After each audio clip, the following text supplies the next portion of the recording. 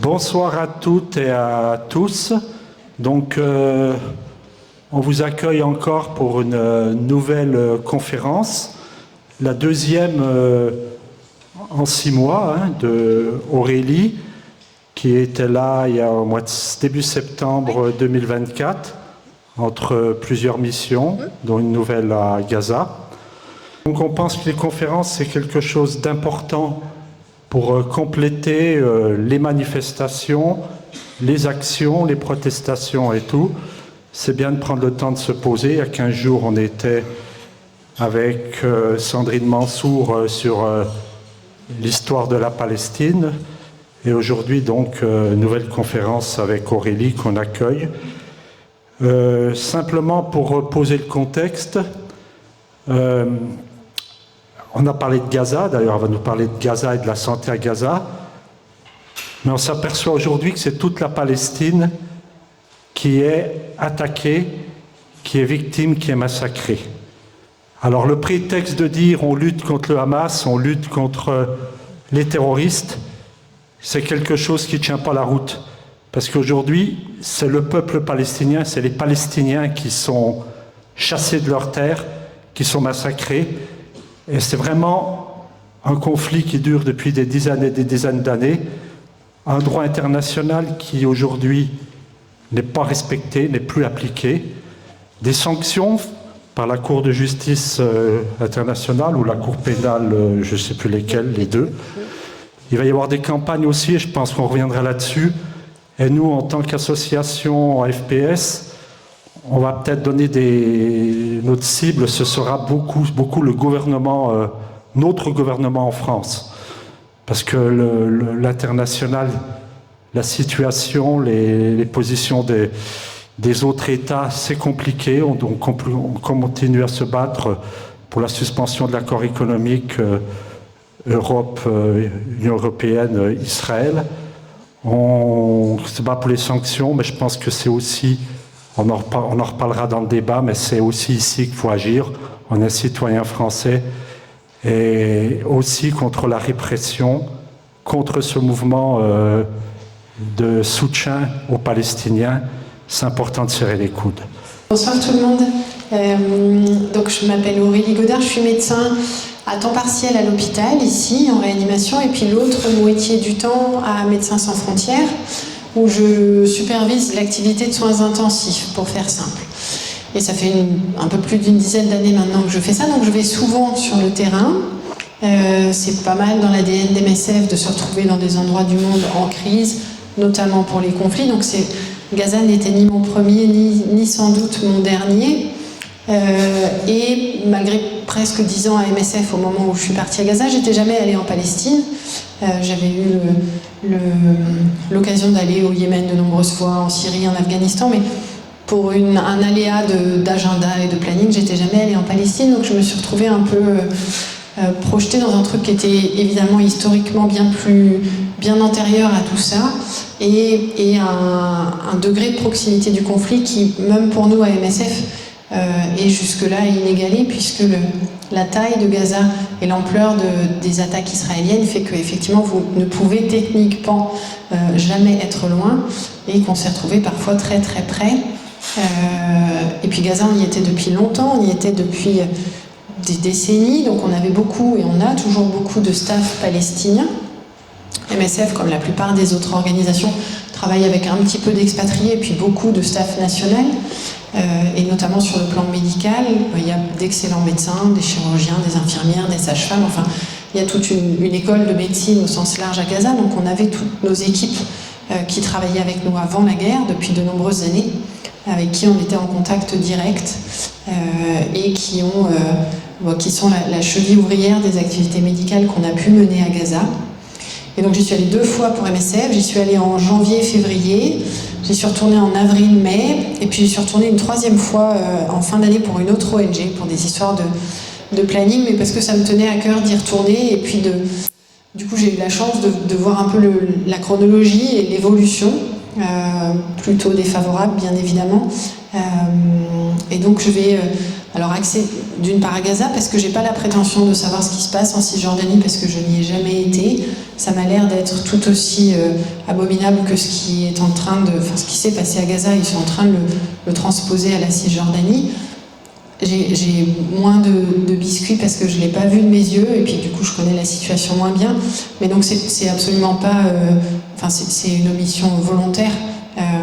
Je vais vous parler de Gaza, et puis surtout de Gaza sous l'œil de la santé, puisque c'est mon métier.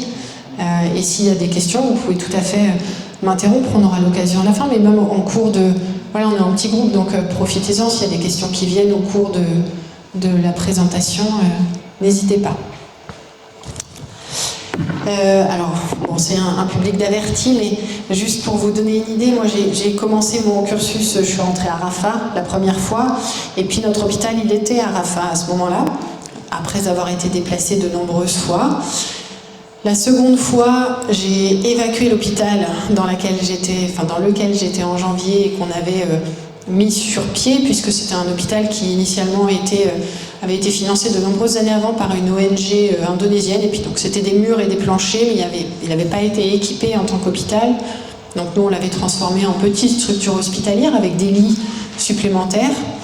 Et puis cet hôpital, il a fallu qu'on l'évacue au mois de mai, quand l'attaque de Rafah a eu lieu. Et puis donc on a remonté le flux, accompagné par la population palestinienne, pour aller réouvrir des activités médicales à Khan Younis, à l'hôpital de Nasser, anciennement le deuxième hôpital de la bande de Gaza, désormais le premier. Et puis la troisième mission, je suis montée encore un peu plus vers le nord, tout en restant dans la partie sud de la bande de Gaza, à Dar el-Bala, dans un hôpital sous tente, qui lui aussi avait été déplacé déjà à 2 reprises. Ils avaient commencé à l'est de Rafah, puis à l'ouest de Rafah, puis ils avaient suivi. Donc il y a eu tous ces mouvements de population qui à chaque fois se sont suivis de mouvements de structures de soins, hôpitaux ou petits postes de santé. Le nord de Gaza, il est redevenu accessible depuis le cessez-le-feu. Nous, on avait conservé, MSF avait conservé des activités au nord de la bande de Gaza avec les staffs, nos équipes qu'on avait d'avant qui n'avaient pas quitté le nord de la bande de Gaza. Et puis là, en octobre, à l'automne, on avait ouvert un hôpital sous tente. Je vais revenir sur ces hôpitaux sous tente. Au niveau de, pareil, Dar el-Bala, au milieu, là où était agglutiné l'essentiel de la population. Et on est en train là de déplacer une partie de cet hôpital pour le redéployer vers le nord de la bande de Gaza, puisqu'il y a eu un mouvement massif de la population gazaoui qui est reparti vers le nord. Et donc on se retrouve avec des choses déséquilibrées, l'ensemble des structures de soins étant globalement sur la zone centrale de la bande de Gaza, et la population ayant au moins pour moitié à nouveau rebougé vers le nord, zone qui avait été totalement évacuée sur le plan sanitaire parce que les hôpitaux avaient été attaqués, détruits. Vous avez sans doute suivi l'histoire de Kamal Adwan, l'histoire de Shifa il y a plusieurs mois. Donc le nord a récupéré une grande partie de la population qui y était initialement, sans que pour autant les structures de santé aient suivi à la même vitesse, parce que c'est forcément plus compliqué. Alors les chiffres, on sait que c'est au moins ça, c'est une question qu'on m'a souvent posée, mais c'est sûr que les chiffres ils sont fiables.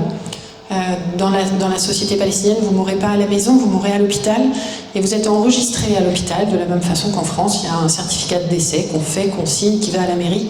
Là c'est la même chose, il y a un système à Gaza, quoi qu'en aient fait les Israéliens, et pour autant qu'ils aient essayé de le détruire. Donc les chiffres, ils sont au moins ça. Et ce au moins ça, c'est donc quasiment 50 000 morts, avec les zones qui se réouvrent et qui redeviennent accessibles. Il y a des corps qui récupèrent dans les décombres, et il y avait jusqu'à 10 000 disparus, donc ça sera au moins ça, et probablement bien plus, avec une grosse partie d'enfants et de femmes, et de gens âgés. Alors les enfants, c'est la moitié de la population de Gaza, donc forcément ils représentent une grande partie de ces décédés, mais une quantité notable. Et puis le gros de la cohorte, c'est les blessés qui sont plus que le double des décédés. Dans ces blessés, c'est une palette assez large, mais on va y revenir. Il y a beaucoup de blessés par explosion, puisqu'il y a eu beaucoup de bombardements. Et ça fait des blessures qui sont longues, compliquées, difficiles à traiter. On y reviendra un petit peu plus tard. Il y a toujours 2 millions de déplacés, alors qui vont, qui viennent. Ce chiffre-là, ça dépend ce qu'on considère déplacé, parce qu'effectivement, même pour ceux qui sont repartis dans le nord, Il y en a encore beaucoup qui n'ont pas pu retourner sur le site de leur maison, leur appartement, ou en tout cas ce qu'il en reste, donc qui restent déplacés. Une partie des gens qui vivaient à Rafah ont essayé d'y retourner. Rafah a été aussi extrêmement détruit. Donc c'est des gens qui restent, on va dire, en l'attente d'une paix un peu plus pérenne et puis de pouvoir reconstruire et se réinstaller sur ce qui était leur lopin de terre. Et c'est une immense majorité d'habitations, de structures, de constructions qui ont été détruites. Alors ça va de complètement détruite à beaucoup détruite, sévèrement ou un peu moins, mais de façon assez communément admise, on dit que l'immense majorité, plus de 90% de ce qui était construit à Gaza a été endommagé, avec donc des estimations par l'ONU. Ils sont très présents à Gaza, et puis c'est des gens qui savent à peu près de quoi ils parlent, qui estiment que le temps nécessaire à enlever les décombres serait de 14 ans. Juste pour les enlever, sans dire où on les mettrait, parce qu'il va falloir bien en faire quelque chose. Et pour l'instant, Israël, par exemple, est extrêmement réticent à faire rentrer les bulldozers, qui sont pourtant plus que nécessaires pour réouvrir les routes, pour pousser ces décombres, pour effectivement, ne serait-ce que nous, pouvoir poser nos hôpitaux. Vous ne pouvez pas faire ça sur un carré de 4 mètres sur 4 mètres, donc il faut de la machinerie, et puis il va falloir du temps, de l'énergie, de la compétence et un plan pour pouvoir reconstruire tout ça. Donc je vous l'ai dit, il y a tous ces disparus qui sont un point d'interrogation. Jusque-là, on est à 675 corps retrouvés, c'était il y a quelques jours, sous les décombres depuis la trêve, donc probablement bien plus. Et puis dans ceux qu'on compte pas, c'est tous ceux qui, on y reviendra aussi, qui n'ont pas eu accès aux soins dont ils auraient dû bénéficier, qu'ils auraient pu avoir dans le passé, et puis qui ne vont pas avoir leur infarctus de traité, leur cancer pris en charge. Donc des gens qui auraient eu besoin de soins standards, pas liés à la guerre, et qui n'ont pas pu avoir accès à ces soins-là. On a beaucoup parlé des femmes et de tout ce qui est obstétrique, etc., qui évidemment a été extrêmement diminué ou handicapé depuis la guerre. Donc il y a un nombre sûr qui est plutôt la fourchette basse.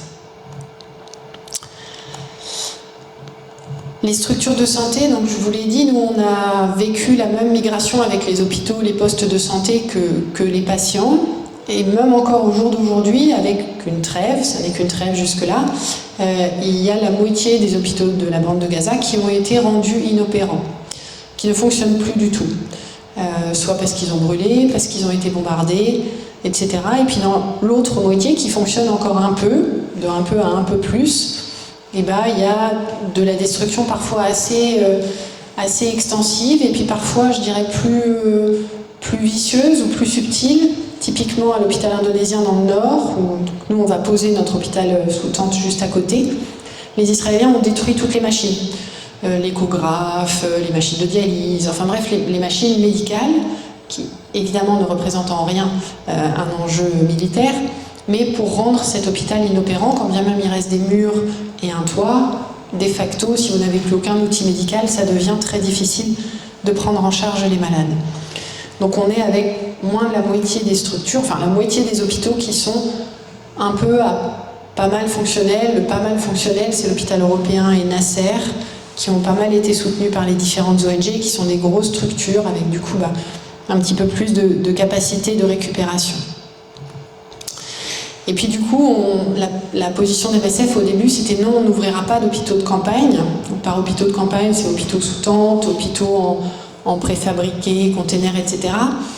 Et notre ligne de conduite, elle était liée à... En fait, il y a les lits nécessaires. Si on n'attaque pas les structures hospitalières, il y a de quoi soigner les malades à Gaza. Si on respecte le droit international, on n'a pas besoin de lits supplémentaires. Bon, il a fallu se rendre à l'évidence qu'on n'allait pas pouvoir compter sur ce principe-là, et donc il y a eu beaucoup d'hôpitaux de campagne, nous mais pas que, pas mal d'autres ONG qui ont ouvert des structures sous tente, des structures mixtes sous tente et puis avec un petit peu d'équivalent de préfabriqué, et qui font pour certains jusqu'à de la chirurgie, de l'obstétrique, etc. Et puis d'autres qui font plutôt de la consultation du malade ambulatoire. Mais il y a en tout... Et c'est appelé à monter probablement, il y a 11 hôpitaux de campagne. Sauf qu'évidemment, ces hôpitaux, c'était quand même des grosses machines, donc vous les déplacez pas, c'est pas une tente 2 secondes de Décathlon, donc c'est pas des structures qu'on déplace très facilement. et qui du coup sont aussi parfois un peu en décalage, à la fois à l'ouverture et puis ensuite pour suivre les mouvements de population. Donc ça c'est pour soigner les malades qui sont dans la bande de Gaza, mais même ceux-là, même avec ces hôpitaux supplémentaires, avec les moyens des Nations Unies et des différentes ONG, il reste beaucoup de patients qui malheureusement ont besoin d'un niveau de soins qui n'est plus disponible à Gaza. Et donc c'est l'estimation, là encore, d'à peu près 12 000 patients, 12 à 14 000 sur les dernières estimations, qui ont besoin d'une évacuation médicale, parce que ce dont ils ont besoin en termes de soins n'est pas disponible dans Gaza, ou n'est plus disponible dans Gaza. Donc là-dedans, il y a des blessés de la guerre, et puis il y a aussi des gens qui ont du cancer, qui ont besoin de chirurgie un peu spécialisée, genre chirurgie cardiaque, etc., qui ne peuvent pas être soignés. Il y avait eu, sur la première partie avant Rafah, un certain nombre d'évacuations, moyennant une assez grosse pression des Nations Unies, et puis une filière en Égypte qui était quand même un peu nébuleuse, mais il y a 5000 personnes qui ont pu sortir avant la fermeture de Rafah, donc au 6 ou 7 mai. Et puis quand on regarde les chiffres, c'est drastiquement diminué après, puisqu'on voit que entre le 7 mai, donc la prise du poste frontière de Rafah, et la trêve, donc 8 mois plus tard, il y a 450 malades qui sont sortis. Et pendant ce temps-là, bien entendu, les malades se sont accumulés puisque les bombardements ont continué, les gens n'ont toujours pas pu se faire soigner. Donc c'est encore une fois probablement une fourchette basse. La semi-bonne nouvelle, c'est qu'effectivement Rafah a réouvert, en tout cas pour une partie, et il y a 610 patients, alors même il y a 3-4 jours, et on était à un peu plus de 800, qui ont pu sortir depuis début février que ça a réouvert. Donc c'est évidemment une goutte d'eau dans l'océan. Ils sortent en moyenne, ces patients-là, que ce soit des enfants ou des adultes, ils sortent avec 1 ou 2 accompagnants. Donc il y a entre 1500 et 2000 personnes qui ont pu sortir depuis début février. Et ceux qui sortent ont essentiellement des problèmes liés à de la traumatologie, des blessés de guerre, et liés à de l'oncologie. C'est les 2 grosses populations de patients qui sortent. Et du coup, ils sont évacués où ? Alors la question est, du coup, ils sont évacués où ? C'est une excellente question. Donc ils sortent via l'Égypte. Alors il y a quelques filières assez bien identifiées, les Émirats arabes, le Qatar, etc., qui viennent récupérer les patients en Égypte. La Jordanie en a pris quelques-uns, et puis de façon un peu plus ponctuelle, l'Italie en a accueilli 14, là il n'y a pas très longtemps. La Roumanie avait fait la même chose pour une douzaine de patients. Donc c'est un petit peu aléatoire, c'est des choses qui sont négociées en général en amont par les gouvernements. Et puis il y en a un certain nombre, notamment sur toute la première partie avant la prise de Rafah, qui est restée un peu coincée en Égypte, dans des structures de soins où on les a certes soignés, mais un peu contraints et contenus, parce qu'effectivement ils n'ont pas forcément de visa, ils n'ont pas forcément d'autorisation de travailler, et ils se retrouvent un peu dans le bout de l'entonnoir, parce qu'ils sont sortis, ils ont eu les soins médicaux dont ils avaient besoin, sans que effectivement pour autant il y ait une voie de sortie. Ils ne peuvent pas retourner à Gaza, en tout cas pas en l'état actuel de la bande de Gaza avec leurs besoins sanitaires. Et puis effectivement avec des familles qui souvent ont été divisées et explosées pendant cette évacuation, puisque encore une fois c'est pour un malade, ça va être 1 ou 2 accompagnants. Donc quand c'est un enfant, c'est souvent la maman ou la grande sœur si elle est plus âgée, mais en laissant la fratrie à l'intérieur. Donc c'est vrai qu'en plus ça génère un certain nombre de problématiques au long cours, qu'il y a des malades qui ont des pathologies qui ne vont pas pouvoir être traitées en une fois. Je pense par exemple aux enfants amputés, qui ont pas mal pu être évacués sur la première partie, parce que c'était emblématique, parce que ça restait des enfants donc, qu'on ne pouvait pas accuser d'être complices du Hamas. Ces enfants-là, quand ils vont grandir, ils vont avoir besoin de prothèses qui, elles aussi, vont devoir s'adapter au fur et à mesure des années. Donc il y a des malades qui ne sont pas sortis pour des choses qui sont une fois, vous avez la chirurgie et c'est réglé. Et donc ça, c'est une vraie question. Ces enfants qu'on a donc sortis, déplacés, même au Qatar, même dans des pays où ils sont dans un environnement à peu près favorable, on va dire, et bien effectivement, est-ce qu'on va les renvoyer à Gaza? Et si oui, comment on va faire en sorte qu'ils aient là-bas ce dont ils ont besoin en termes de soins pour le futur? Si on les laisse dans les pays où ils ont été évacués, qu'est-ce qu'on fait du reste de leur famille? Donc c'est des vraies questions. Et on m'a posé la question, pas que Jamila, mais d'autres. Effectivement, les accueillir ailleurs en Europe, ça s'est fait en Italie, ça s'est fait en Roumanie. La France a essayé, puisque, en l'occurrence, j'ai été sollicitée au moment où j'y étais en avril-mai. Et c'est vrai que la question, c'est est-ce que c'est l'enfant et un parent? Est-ce que c'est la famille nucléaire? Est-ce qu'on leur garantit un statut de réfugié une fois qu'ils sont ici? Ou est-ce qu'on les prend pour du soin? Et c'est tout, c'est déjà bien, mais c'est tout. Donc c'est des vraies questions. La bonne nouvelle néanmoins, c'est qu'ils ressortent un petit peu et que donc ces gens-là vont pouvoir avoir accès à des soins avec néanmoins un gros point d'interrogation sur seront-ils autorisés à y retourner. Et ça, nul ne sait pour l'instant de quoi sera faite la deuxième et la troisième phase.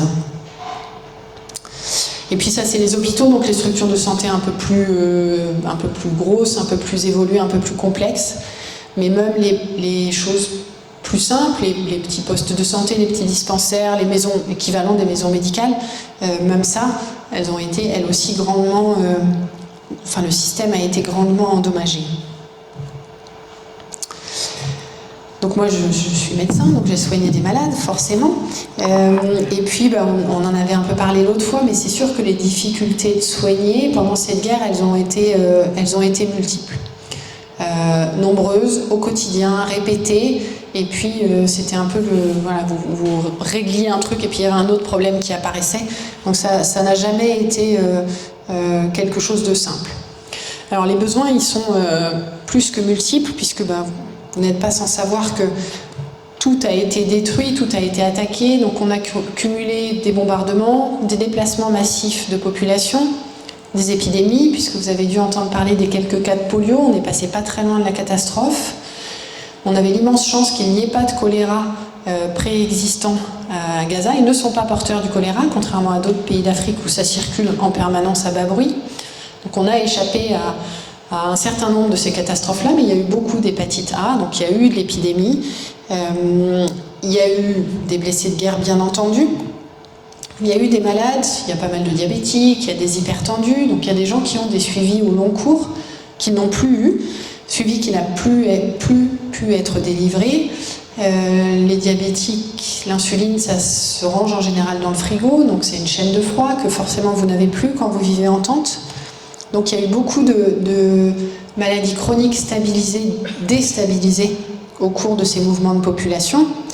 On a parlé des femmes et des enfants, évidemment, qui sont par essence pour les enfants une population plus vulnérable, là qui était attaquée de toutes parts. Et puis la santé des femmes, que ce soit à l'accouchement, les soins postpartum, l'allaitement ou le soin des bébés, des nouveau-nés. Vous avez peut-être vu qu'il y a encore des nouveau-nés qui sont décédés. Là, il y a une vague de froid à Gaza. Donc il y en a encore qui sont décédés des conditions de vie. Alors même si on ne sait jamais si ces bébés-là avaient en plus une pathologie, ça traduit néanmoins effectivement des conditions de vie qui ont été absolument cataclysmiques. Et des Gazaouis qui avaient 5 litres d'eau par jour pour vivre pendant une bonne partie de ces derniers 15 mois. Donc ça a été vraiment des populations très vulnérables. La santé mentale, on va y revenir. C'est évidemment un problème majeur depuis le début, sauf que l'être humain est bien fait et que donc tant que vous pouvez pas faire ce que je dis à chaque fois, vous pouvez pas faire de stress post-traumatique si vous êtes toujours au milieu du trauma.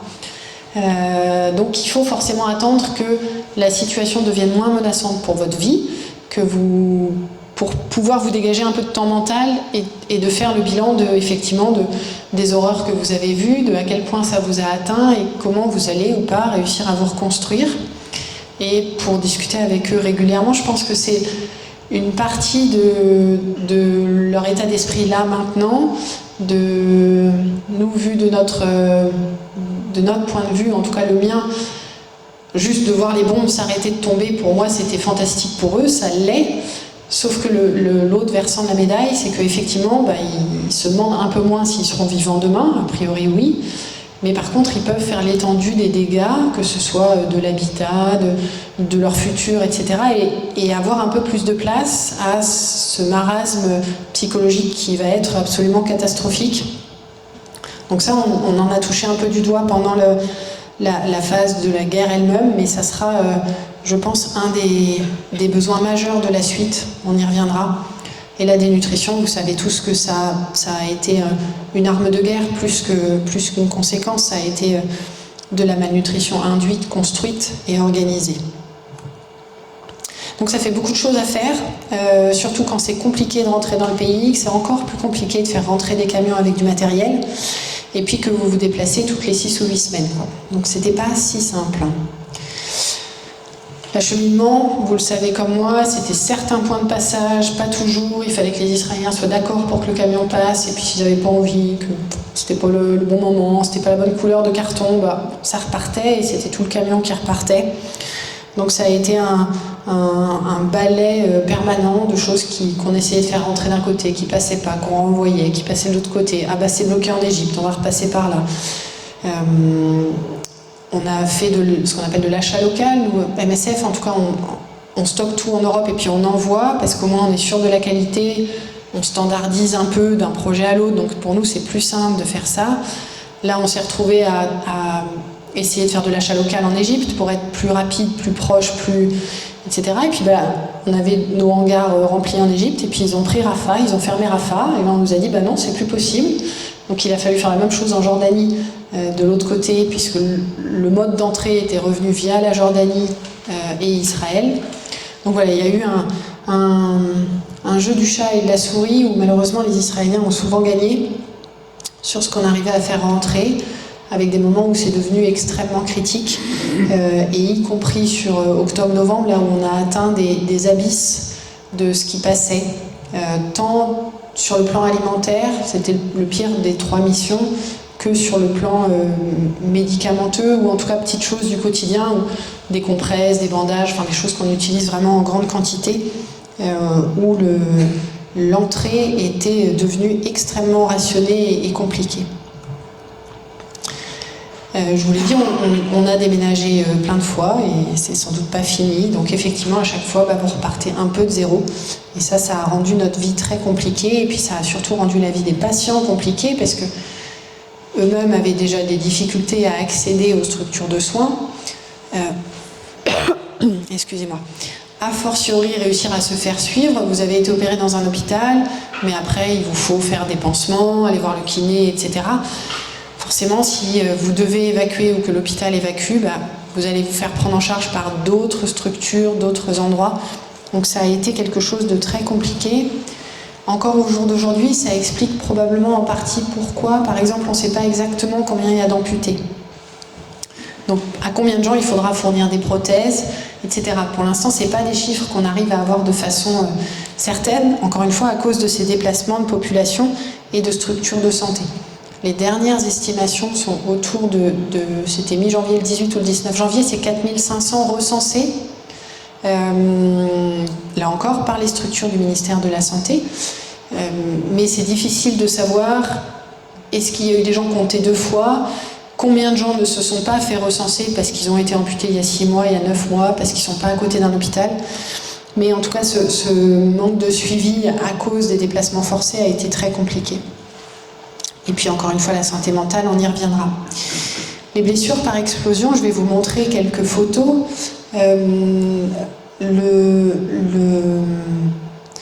La catastrophe générée par ces explosions, au-delà évidemment du traumatisme psychologique, mental et physique, c'est que c'est souvent des blessures multiples.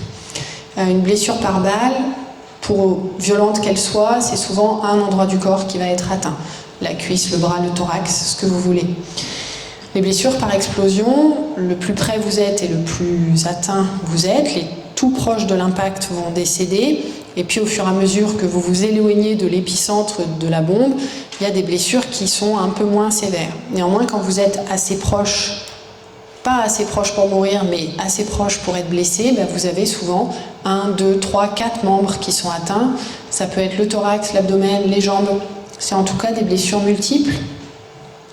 Des blessures qu'on dit contaminées, parce que va être projeté les éclats de la bombe, les éclats du mur qui a explosé, la terre qui est projetée partout. Donc les blessures, elles sont en plus souillées de tous ces projectiles diverses et variés. Et puis il y a une très grosse énergie cinétique, donc effectivement ça va être capable de casser des os. Et puis si vous arrivez à casser un os, ça veut dire que tout ce qui est autour qui est plus mou, le muscle, la peau, etc., tout ça a souvent été déchiqueté ou en tout cas endommagé dans les mêmes proportions. Donc c'est des blessures qui sont extrêmement difficiles à soigner et qui créent la blessure initiale et aussi en général du handicap, partiellement dû à la blessure et partiellement dû au traitement. Je vais revenir sur celle-là après. Je vais vous montrer, j'aurais dû les mettre dans l'autre sens. Pour illustrer mon propos, donc ça c'est un matin d'octobre. Donc j'aurais pu en faire beaucoup d'autres photos comme ça, mais où dans l'hôpital, j'ai fait la visite et j'ai pris des photos.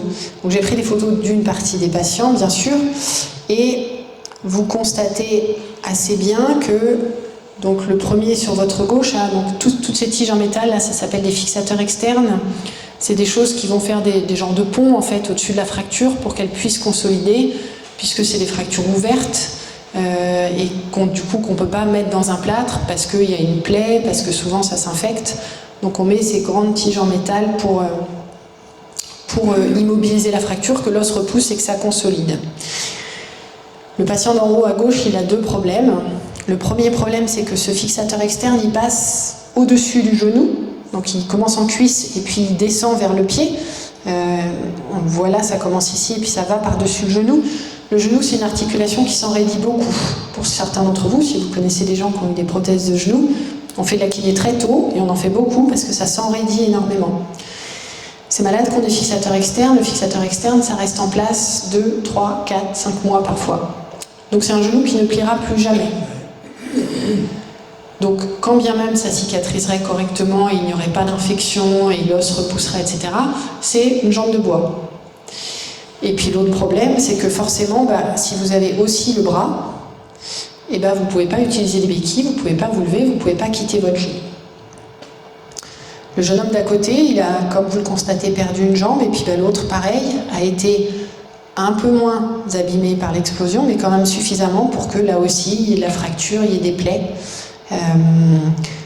Ce monsieur-là avait les deux jambes, donc de la même façon, vous ne pouvez pas béquiller, vous ne pouvez pas vous lever. Enfin, vous pouvez aller sur une chaise, mais vous n'allez pas beaucoup plus loin que ça. Ce monsieur-là, comme vous le constatez, a perdu la main, et puis en plus une fracture du fémur, donc de l'os de la cuisse. Ici, c'est la même chose, c'est des blessures étagées, les deux cuisses, la jambe. Donc c'est vraiment des blessures qui sont multiples. Le combo amputation-fracture est fréquent. Que ce soit bras, jambes, beaucoup les jambes, mais il y a eu aussi pas mal de membres supérieurs. Donc là, le patient a perdu sa jambe et puis a des blessures un peu plus modestes de l'autre côté, mais néanmoins existantes. Pareil, même cause, mêmes effets, une jambe fracturée, l'autre amputée. Là, pareil, ça passe par-dessus le genou, donc ça coince le genou, amputé d'un côté, blessé de l'autre. Une jeune femme qui a donc du même côté la jambe et le bras. Je vous l'ai dit, le coude, le genou, ça s'enraidit beaucoup. Là, c'est pas de chance, c'est les deux qui sont bloqués par ces fixateurs externes. Et puis même l'autre côté n'est pas indemne de lésions. Là encore, un patient avec les deux jambes. Donc vous vous rendez compte qu'effectivement, c'est une blessure qui peut vous tuer. Si elle ne vous tue pas, elle vous abîme le corps énormément, en plus de l'esprit évidemment. Vous allez aller au bloc opératoire je ne sais combien de fois parce que la blessure elle est souillée, elle est sale, il va falloir la laver, etc. Et puis qu'ensuite vous allez être coincé avec de l'appareillage divers et variés pendant quelques mois et votre handicap va donc s'aggraver au fur et à mesure pendant ces semaines ou ces mois. Du coup, alors, une question par rapport à... Non, je vais faire circuler. Je pense qu'on n'est pas nombreux, C'est pour, mais je vais répéter la question, je pense que c'est pour le monsieur qui enregistre. Alors, du coup, j'ai une question par rapport aux soins de suite, par rapport à l'intervention. Est-ce que le chirurgien va lui dire tout de suite que du coup, il ne va pas récupérer totalement sa mobilité, ou alors on le laisse dans le doute? Alors, nous, on avait travaillé à Gaza pendant la Grande Marche, où il y a eu donc, beaucoup de blessés dans les jambes. Et donc, il y a eu beaucoup déjà ces questions de est-ce qu'on essaye de sauver des jambes? Et parfois, quand on sauve des jambes, on perd la vie. Ou est-ce qu'on ampute assez tôt? Parce que finalement, vaut mieux une bonne amputation saine, entre guillemets, qu'on appareille rapidement, que d'être coincé dans un lit pendant 3 mois, à perdre tous les muscles, à faire des escarres, et puis finalement à décéder à la fin. Les chirurgiens gazaouis, ils ont beaucoup baissé leur seuil d'amputation, de par la masse de patients qu'ils avaient à traiter. Et donc, ils ont amputé beaucoup plus que ce qu'ils auraient fait dans une situation un peu plus stable. Et ils ont été transparents. Alors, je ne parle pas arabe, donc c'est ce qu'on m'en dit. Mais en tout cas, de façon objective, ils étaient transparents. Et il y avait des amputés absolument partout dans les rues. Enfin, c'était quelque chose qui était banal. Donc, les gens savaient. Et il y en a quelques-uns évidemment qui ne veulent pas se rendre à l'évidence et qui veulent qu'on tente. On a tenté pour quelques-uns, parfois malheureusement au prix de la vie du malade. Et assez régulièrement, effectivement, c'est, je dirais, plus simple et plus sain médicalement de faire une amputation un peu radicale, parce qu'on peut les sortir du lit, on peut commencer de la kiné, même s'il n'y a pas la prothèse, que d'être coincé comme ça dans un lit pendant des mois. Mais c'est sûr que ça crée du handicap.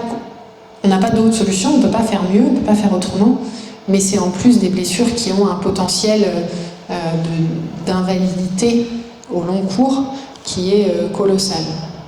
Je vous l'ai dit, les enfants, ils sont pas mal sortis pour les amputés, parce qu'il y a bien sûr eu les amputés pédiatriques, les adultes un peu moins, et évidemment encore beaucoup moins les jeunes hommes, qui étaient par définition combattants du Hamas avant toute autre chose, soi-disant bien sûr, je le dis ironiquement, mais donc c'est des malades qui en plus effectivement avaient assez peu d'options à l'étranger. Et enfin, c'est des blessures qui s'infectent beaucoup, et l'os, quand ça s'infecte, c'est très compliqué. Donc en plus, c'est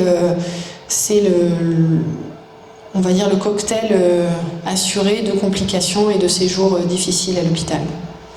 Et ça, c'est un matin, hein. J'aurais pu le faire tous les jours de la semaine. Alors, il y a certains malades qui restent longtemps, donc évidemment, on photographie les mêmes, mais c'était l'étendue des blessures. Et j'ai pris les plus impressionnantes, mais il n'y a pas un seul malade qui n'a pas des blessures extensives, il n'y a pas un seul malade qui n'a pas eu d'autres membres de sa famille qui ont été tués ou blessés. Et moi, j'ai le souvenir très vif et très douloureux d'un monsieur qui vient me voir un matin en me disant est-ce que je peux avoir ce qu'on appelle nous une permission en France, quitter l'hôpital quelques heures ou une journée et puis revenir. Il faut que j'aille enterrer mes fils. Alors, les bras vous en tombent parce que vous dites oui évidemment, c'est même pas une question en fait, bien sûr que oui. Et donc il n'y a pas eu de larmes, ils en ont vu tellement, c'est devenu tellement leur vie que finalement oui, ils vont aller enterrer leur fils, ils vont revenir à l'hôpital pour continuer le traitement et puis Inch'Allah quoi, on verra demain. Mais ils ont j'ai vu une fois un jeune chirurgien orthopédique à Mar, une enfant, une petite de 6 ans, qui est arrivée transférée d'un autre hôpital avec une fracture du fémur absolument catastrophique et puis une jambe toute nécrosée en dessous, les vaisseaux avaient été atteints, etc. C'est une enfant, c'est une amputation haute, quelque chose qui est quand même assez sensible. Donc moi j'étais responsable de l'hôpital, donc on m'appelle, et puis je vais avec Amar, donc ouvrir le pansement, regarder à quoi ça ressemble. Et j'ai vu ce chirurgien absolument charmant, mais alors que c'était en octobre, en novembre, donc il en avait vu des vertes et des pas mûres, mais avoir un petit mouvement de recul devant la plaie et puis la catastrophe qu'était cet enfant. Il n'y avait pas d'autre choix que d'amputer, on a amputé l'enfant, et on sort des urgences, et puis il me dit, les adultes, en gros je m'en fous, j'en ai fait tellement, j'en ai vu tellement, mais les enfants je peux pas. Et c'était touchant il a fait des choses affreuses, il a amputé des malades dans le couloir, au milieu des urgences, il était à Chifa au moment de l'offensive initiale, donc il a vu absolument l'enfer sur Terre, mais l'enfant il peut pas, il n'y arrive pas. Alors qu'il en a vu aussi beaucoup. Mais donc ils ont gardé cette humanité, mais ce qu'ils voient, c'est ça tous les jours, en tout cas ce qu'ils voyaient. Dieu merci, un peu moins maintenant, mais...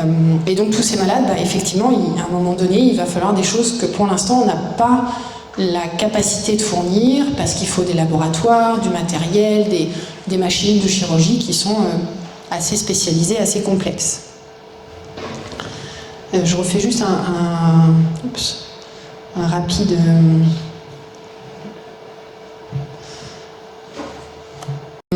Je me lasse pas de ce qu'étaient devenus ces hôpitaux que nous on connaît en mode un peu aseptisé, propre, les petites salles d'attente. C'était effectivement pour beaucoup d'entre eux des hôpitaux devenus camps de réfugiés avec des tentes jusque dans les escaliers, ce qui est quand même assez impropre à la vie ou à la survie. Et puis ça, c'est l'hôpital européen qui a dû être évacué au milieu de l'année 2024 et puis qui a réouvert en septembre, mais donc avec des couloirs absolument partout. Ça, c'est l'hôpital de Nasser au moment où on y est revenu. Donc Nasser, ça a été assiégé en janvier-février, évacué totalement, une partie de l'équipe médicale arrêtée. Et puis là aussi, vous voyez sur la photo de gauche, c'est un stérilisateur, un truc où on met les instruments chirurgicaux pour les stériliser.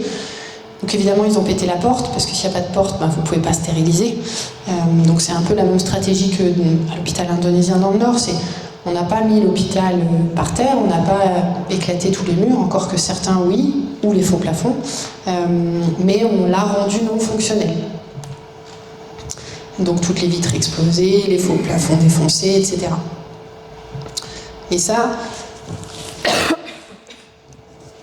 c'est une chambre d'orthopédie à Nasser. Donc vous avez vu l'aération nouvellement installée par nos collègues israéliens. Donc il y a une partie de l'hôpital qui avait été détruite de façon plus marquée, mais en tout état de cause, ils l'avaient rendu non fonctionnel. Donc ça, on en a parlé, mais donc toutes ces blessures et ces blessés par explosion sont un potentiel de difficultés sanitaires à venir. C'est pas réglé pour ces gens-là, malheureusement. Même si on a pu les opérer et leur sauver la vie dans un premier temps, c'est pas réglé. Ça, je vais vous en montrer quelques-unes des vidéos, mais donc c'est quand on retourne à Nasser, donc ça c'est la deuxième mission, et on est dans la voiture MSF qui nous ramène vers l'hôpital qu'on est en train de réhabiliter parce que on sent bien que Rafah, ça se précise, on l'a tous malheureusement à l'arrière de notre tête. Et donc ça c'est les rues, ou ce qu'il en reste, les rues c'est plutôt des pistes que des rues, de Khan Younis, où il n'y a pas un seul building qui est resté debout, pas un seul. En tout cas il y a des quartiers entiers qui ont été éventrés, écrasés, démolis, etc. Donc c'est un champ de ruines absolument géant, et vous pouvez faire comme ça des centaines et des centaines de mètres en voiture ou à pied, mais sans rien voir d'autre que des bâtiments détruits.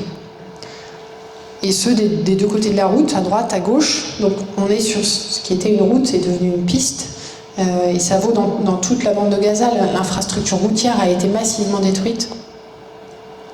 Et donc vous avez des piles de décombres à droite, à gauche, donc ça donne une idée des besoins, ne serait-ce que logistiques, qu'il va falloir déployer pour évacuer tout ça, reconstruire une fois que tout cela aura été évacué, la question encore une fois étant où, mais c'est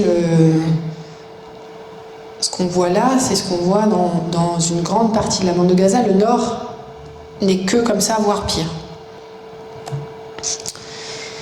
Et donc ça va de façade éventrée à des choses totalement ouvertes, du sol au plafond, ou complètement collapsées. Donc ça, c'était les trois premières missions.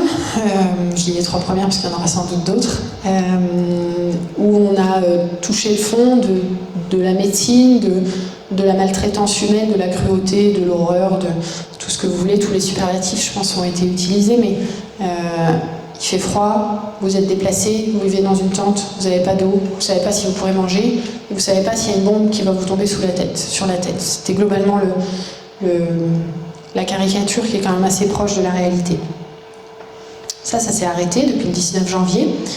Alors ça s'est arrêté au moins pour les combats, en tout cas tant que vous respectez la zone tampon, qui n'est évidemment matérialisée par rien, si ce n'est une carte assez virtuelle qui dit que la bande le long de la frontière, vous n'avez pas le droit d'y aller, et si vous y allez, on vous tire dans la tête.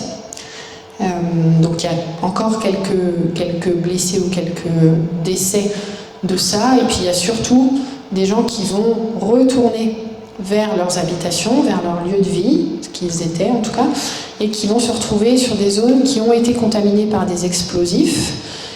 Et les gens qui ont ce métier disent que 10 à 15% des munitions n'explosent pas. Par défaut de je ne sais pas bien quoi, de mécanisme à l'intérieur, enfin bref. Et que donc, effectivement, parfois, vous rentrez dans des décombres de maison, vous soulevez une brique ou je ne sais quoi, et là, poum, ça explose. Donc, c'est surtout les Nations Unies Handicap International qui font ça, du déminage, donc ils font tout ce qu'ils peuvent, mais au vu des centaines de millions de tonnes de bombes qui sont tombées, c'est évidemment impossible d'aller caillou par caillou tout soulever et tout vérifier. Donc les difficultés de soigner qu'on voit, j'ai mis après la guerre, en tout cas pendant la trêve, et puis on l'espère dans ce qui sera le après la guerre, il y en a toujours autant, quasiment autant. En tout cas, On avait dit des besoins colossaux, c'est toujours bien sûr vrai, encore plus peut-être même après la guerre, et ça concerne la santé primaire, de la consultation, de la médecine du quotidien, à des choses très compliquées ou complexes sur le plan médical. Donc on a un peu moins de blessés de guerre, il nous en reste, je vous l'ai dit, à cause de ces munitions qui n'ont pas explosé, et puis c'est le gamin qui va aller jouer avec un truc, et puis ce truc en fait c'est une munition des Israéliens, et puis ça va lui péter entre les mains. Donc il y en a évidemment beaucoup moins, mais il en reste et il en restera. Les épidémies, avec un peu de chance, si les conditions de vie s'améliorent, ça devrait aller mieux aussi. Il y a eu à nouveau une campagne de vaccination de polio massive, notamment dans le Nord, là, ces derniers jours. On espère en tout cas, encore une fois, que les conditions de vie permettront de limiter la propagation des épidémies. Les maladies chroniques vont reprendre un peu le devant de la scène. Je vous l'ai dit, il y avait beaucoup de diabétiques, d'hypertendus, comme chez nous finalement. Tous ces malades-là ont été très négligés pendant toute la phase active de la guerre. Et donc ça c'est là aussi la fourchette basse. À chaque fois, les chiffres ils sont plutôt sur la version optimiste. Mais c'est au moins 350 000 patients qui ont été mal ou peu suivis, faute d'accès à des soins de base. Et ces malades-là ont tous les potentiels de décompensation, des diabètes pas équilibrés, qui du coup finalement vont devoir être amputés, ou ont leurs reins qui vont moins bien fonctionner, parce que ça fait 2 ans qu'ils n'ont pas d'insuline, qu'ils ne peuvent pas manger correctement. Donc ça va prendre une proportion importante. Il y a des malades dialysés par exemple, alors il y en a qui ont pu être évacués au tout début, il y en a qui sont malheureusement beaucoup décédés. Il en reste quand même de façon assez importante. Donc tous ces centres d'hémodialyse ont eu bien de la peine à recommencer, c'est compliqué l'hémodialyse. Mais donc tous ces patients-là vont ressurgir un peu des limbes de la médecine dans lesquelles ils avaient été repoussés.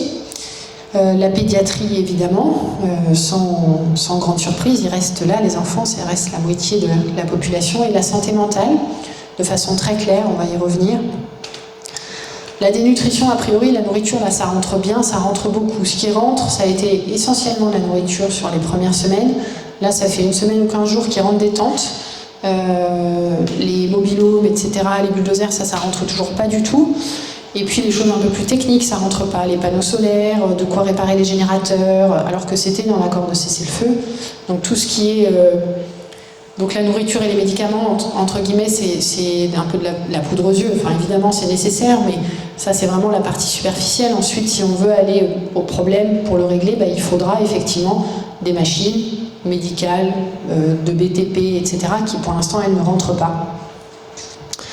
Et puis, il va y avoir des besoins qu'on n'avait pas tellement pendant la guerre, mais tout ce qui est chirurgie de reconstruction, les prothèses les gens qu'il va falloir appareiller avec des prothèses, tous ces malades avec des cancers qu'on n'a pas diagnostiqués, pas traités, et qui donc se sont accumulés ou vont arriver à des stades plus évolués que ce qu'ils auraient dû être.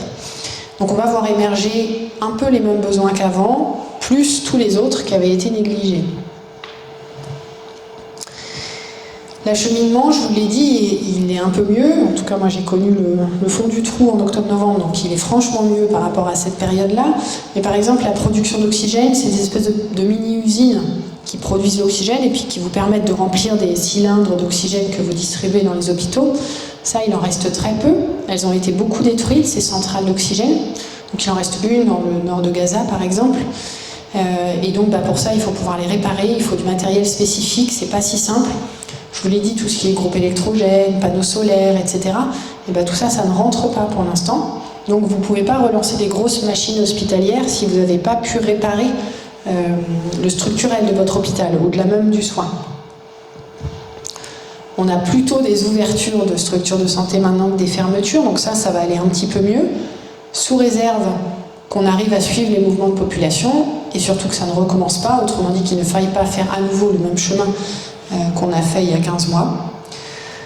Le déplacement massif, il persiste, alors ils sont beaucoup repartis au nord, un petit peu à Rafah. Ça devrait réussir à se stabiliser un petit peu, en tout cas si on reste dans cette situation-là, mais c'est sûr qu'on ne peut pas bouger avec la même rapidité que les populations. Le pas de suivi des patients, encore une fois, ils ont bougé, on a bougé, donc ça, il va falloir qu'on arrive à, comme je vous le disais, ne serait-ce que cette cohorte d'amputés, on n'a pas de certitude de combien exactement de patients ont besoin d'une amputation, et où sont-ils.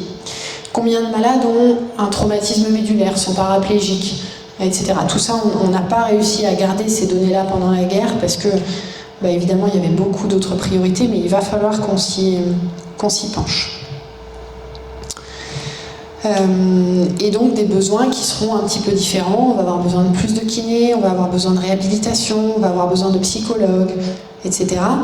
Et puis c'est peut-être des compétences qu'on va être moins en capacité de trouver dans la population, parce que comme je vous le disais, eux aussi en fait ont été les premières victimes de cette guerre, les soignants, comme le reste de la population. Et puis même si vous êtes psychologue, il y a un moment donné où vous n'arrivez plus à aider les patients parce que vous-même, vous êtes déjà en train d'essayer de garder la tête hors de l'eau, quoi. Donc on va avoir peut-être un peu plus de difficultés que dans la phase de guerre active où finalement les chirurgiens, les anesthésistes, les médecins ont été galvanisés, le mot est probablement excessif, mais c'était leur devoir de soigner, il n'y avait pas de discussion, ils allaient soigner des malades et puis c'est tout. Là, il y a un peu moins de pression, entre guillemets, ça laisse aussi pour eux un peu plus de place aux horreurs qu'ils ont vécues et donc comment ils arrivent à digérer ça. Et du coup, qu'est-ce qu'il leur reste comme capacité de prendre en charge les malades? C'est évidemment un peu plus difficile. À ce moment-là, les chirurgiens plastiques, il y en a très peu, des Gazaouis chirurgiens plastiques, il y en avait très peu initialement parce qu'on n'en a pas besoin non plus c'est pas comme des chirurgiens viscéraux. Il y en a un certain nombre qui sont partis à l'étranger, qui ont réussi à fuir initialement. Donc c'est une spécialité chirurgicale qui est en déficit, notamment avec des besoins bien plus augmentés de reconstruction, parce que comme je vous l'expliquais au début, on a amputé pour sauver des vies et pour faire vite, et puis à un moment donné, il faut faire des chirurgies un peu plus complexes, un peu plus fines de reconstruction.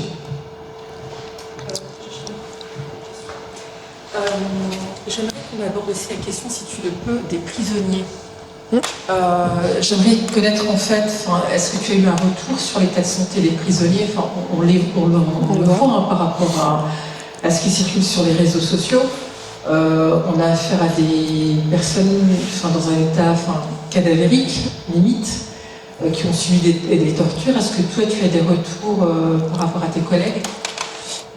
Alors les prisonniers ils reviennent beaucoup à EGH, European Gaza Hospital. Moi j'en ai vu aucun revenir directement, parce qu'il y en avait peu qui revenaient forcément. Il y a eu quelques libérations de prisonniers où ils étaient en gros un peu dépotés à Kerem Shalom et puis amenés à l'hôpital, effectivement souvent dans des mauvaises conditions. J'ai pas de retour spécifique, mais il y a effectivement beaucoup de vidéos qui circulent et beaucoup de gens qui rentrent, qui soit avaient des pathologies préexistantes qui n'ont pas été traitées pendant toute leur incarcération, soit effectivement ont été battus, et nous on a eu des staffs MSF, notamment pendant la prise de Nasser, qui ont été enlevés et qui ont rapporté des choses qui sont effectivement liées à de la torture de façon objective et évidente. Donc on en a eu des témoignages directs de gens qu'on ne peut pas mettre en cause, donc on sait, et oui ça arrive. Et après on peut pas, on n'était pas dans toutes les geôles et dans toutes les prisons, mais oui clairement ça arrive, évidemment, évidemment. Donc l'habitat, on l'a dit, massivement détruit, et il y a quasiment l'intégralité de la bande de Gaza qui a besoin d'abris, et d'abris un peu plus qu'une tente, ou ce qu'ils appellent d'items essentiels. Il vous faut au bas mot pour cuisiner, il vous faut 2 casseroles, il vous faut une chaise pour vous asseoir, de choses du quotidien vraiment basiques. Et notamment, il y a presque 1 million de personnes qui n'est pas en capacité de faire face à l'hiver. Parce que les tentes qu'ils ont été endommagées, parce qu'ils n'ont pas assez de couverture, parce que les évacuations d'eau ont été complètement détruites par les bombardements, et donc vous avez ces montées d'eau dès qu'il pleut un petit peu, et que l'hiver est rude et qu'il n'est encore pas fini, avec une vague de froid là, ces derniers jours qui était assez marquée. Et puis pour faire tout ça, vous ne pouvez pas le faire à main nue, donc effectivement il faut un peu de machines, et que ces machines pour l'instant malheureusement elles ne rentrent pas. Et la grande question à laquelle personne n'a de réponse, c'est qu'est-ce qu'on fait des déchets? Où est-ce qu'on les met? Est-ce qu'on les met dans la mer et on étend Gaza sur la mer? Est-ce qu'on les met en Israël? On imagine bien qu'ils ne vont pas avoir très envie. Mais il y a des millions de tonnes de débris à évacuer. Et même avec toute leur ingéniosité de recyclage et de réutilisation, c'est quand même un problème majeur. Et puis après, il y a les déchets du quotidien, alimentaires, etc., qui se sont empilés pendant des mois et des mois, puisque les déchetteries étaient dans des zones inaccessibles, et qui restent un péril de santé publique du quotidien encore. Alors là, c'est plus mes photos et mes vidéos parce que je n'ai pas vécu la trêve sur place, mais c'est des vidéos des réseaux sociaux et notamment, du coup, il y a quelques drones non israéliens qui volent. Il y a encore beaucoup de drones israéliens, et donc ça, c'est Rafah, au sud, où vous voyez le Mikado géant. Alors évidemment, au plus vous étiez près du corridor Philadelphie, de la partie sud, et puis le plus c'est détruit. Mais c'est un paysage dantesque, apocalyptique, où il n'y a littéralement plus rien de vivable, d'utilisable. Et tout a été réduit en miettes de façon, on peut leur reconnaître ça, de façon assez méthodique, rendant évidemment toute cette zone-là complètement inhabitable, sauf à y mener des travaux de grande envergure, de grande ampleur, avec des machines, avec des moyens, etc. Donc ils y sont retournés quand même, pour une partie, mettre les tentes sur les décombres, etc. Mais ça reste des conditions de vie extrêmement dégradées. Et ça va, donc le nord du nord est dans cet état-là, un petit tas de poussière. Et pareil, Rafah, puisque trop près de la frontière également. Une grande partie des routes ont été détruites, remplacées maintenant par des pistes de poussière. Et puis voilà, vous avez tous ces buildings effondrés, avec des corps à l'intérieur, perdus de vue, avec des engins explosifs pas explosés, avec des canalisations des eaux usées, enfin, tout le quotidien de l'infrastructure municipale qui a été détruit. Donc ça, c'est Rafah, au sud. Alors... Ça, c'est Dar el-Bala avant que le nord réouvre. Et donc, vous voyez un océan de tentes. Donc, tous ces gens-là ont rempacté. Dar el-Bala, c'est vide, là où on parle. La future Riviera. C'est la future Riviera de Donald, oui. C'est sûr que c'est plein ouest. Pour le soleil couchant, on est bien. Pour le Morito sur la plage, vue mer, c'est vrai que c'est assez bien orienté. Mais donc, tous ces gens-là ont évacué. Mais c'était vraiment couvert de tentes, avec un habitat très précaire, absolument pas suffisant pour faire face à l'hiver, ni à l'été quand il fait très chaud, et qui maintenant se sont un peu répartis donc vers le nord et vers le sud. Mais l'habitat, on dit qu'il y a 5 besoins fondamentaux, qui sont d'être en sécurité, de ne pas mourir sous les bombes, d'avoir de l'eau, d'avoir de l'alimentation, d'avoir un abri, un peu étanche, un peu chaud, etc. Idéalement d'avoir un job qui permette de subvenir à ces besoins, et puis ensuite viennent les besoins un peu plus secondaires, de soins, de santé mentale, etc. On est encore dans le dur du dur de ces besoins fondamentaux à Gaza. La santé mentale, nous on en a fait un peu, enfin tout le monde en a fait par la force des choses, et dans les quelques trucs que je vous ai ressortis, c'est difficile de collecter des données médicales fiables parce que vous avez 1000 autres problèmes et donc effectivement ça c'est un peu compliqué. Mais donc globalement, et puis ce qui nous intéresse c'est plutôt de prendre en charge le patient plutôt que de faire de la collecte de données. Mais dans ce qu'on a regardé un peu, il y avait ce qui stressait les malades, donc ça c'est pas pendant la trêve, c'était avant. Et globalement, il y avait évidemment, les gens à qui on a accès, c'est les gens malades, donc forcément leur problème médical, que ce soit la fracture, les plaies, les amputations, etc., ça venait évidemment au premier rang, mais parce qu'on a un biais de sélection, c'est que des malades de l'hôpital. Le deuxième facteur de stress, c'était de façon assez intuitive aussi, évidemment, les conditions de vie, conditions sociales, de familles éclatées, de maisons détruites, etc. Et ça, c'était plus de la moitié des malades qui disaient que ça, c'était au premier plan de leurs inquiétudes, de leurs angoisses, etc. Après, il y avait des problèmes familiaux plus intimes ou plus compliqués. Effectivement, on n'a plus d'intimité parce que c'est les hommes d'un côté, les femmes de l'autre, on est 20 dans la tente. Et donc, le couple n'existe plus en tant que couple. Les enfants partagent la vie de tout le monde, tout le temps, etc. Du coup, tout le monde est extrêmement à cran et donc, il y a des conflits qui émergent en permanence pour des broutilles. Donc ça générait aussi un stress supplémentaire. Et puis évidemment, la violence environnante des Israéliens et puis de la communauté, notamment par ces clashs un peu liés au stress majeur qu'a vécu la population. Donc ça, c'était les principales choses. leurs problématiques médicales, mais encore une fois sur une population sélectionnée, leurs conditions de vie, la violence, et puis le fait de comment est-ce qu'on va réussir à reconstruire un foyer, une vie normale, une vie familiale. Et dans les symptômes qu'on trouvait, donc chez les adultes, c'était beaucoup d'anxiété, du stress, je dirais péri-traumatique plus que post-traumatique, et puis finalement assez peu de dépression, mais là aussi je pense parce qu'ils n'ont pas encore la bande passante pour s'autoriser ça. Et puis les enfants, il y avait un peu plus de, mais parce que c'est une population un peu différente, il y avait un peu plus d'état de stress péri-traumatique parce qu'ils ont entendu des bombardements, parce qu'ils ont vu des gens mourir, etc., sans avoir nécessairement les outils psychologiques pour absorber un peu mieux ou un peu plus comme les adultes. De l'anxiété évidemment, et puis du coup ça générait des troubles du comportement de l'enfant qu'on peut bien imaginer, et puis une toute petite partie était déprimée, mais encore une fois chez les enfants c'est plus rare.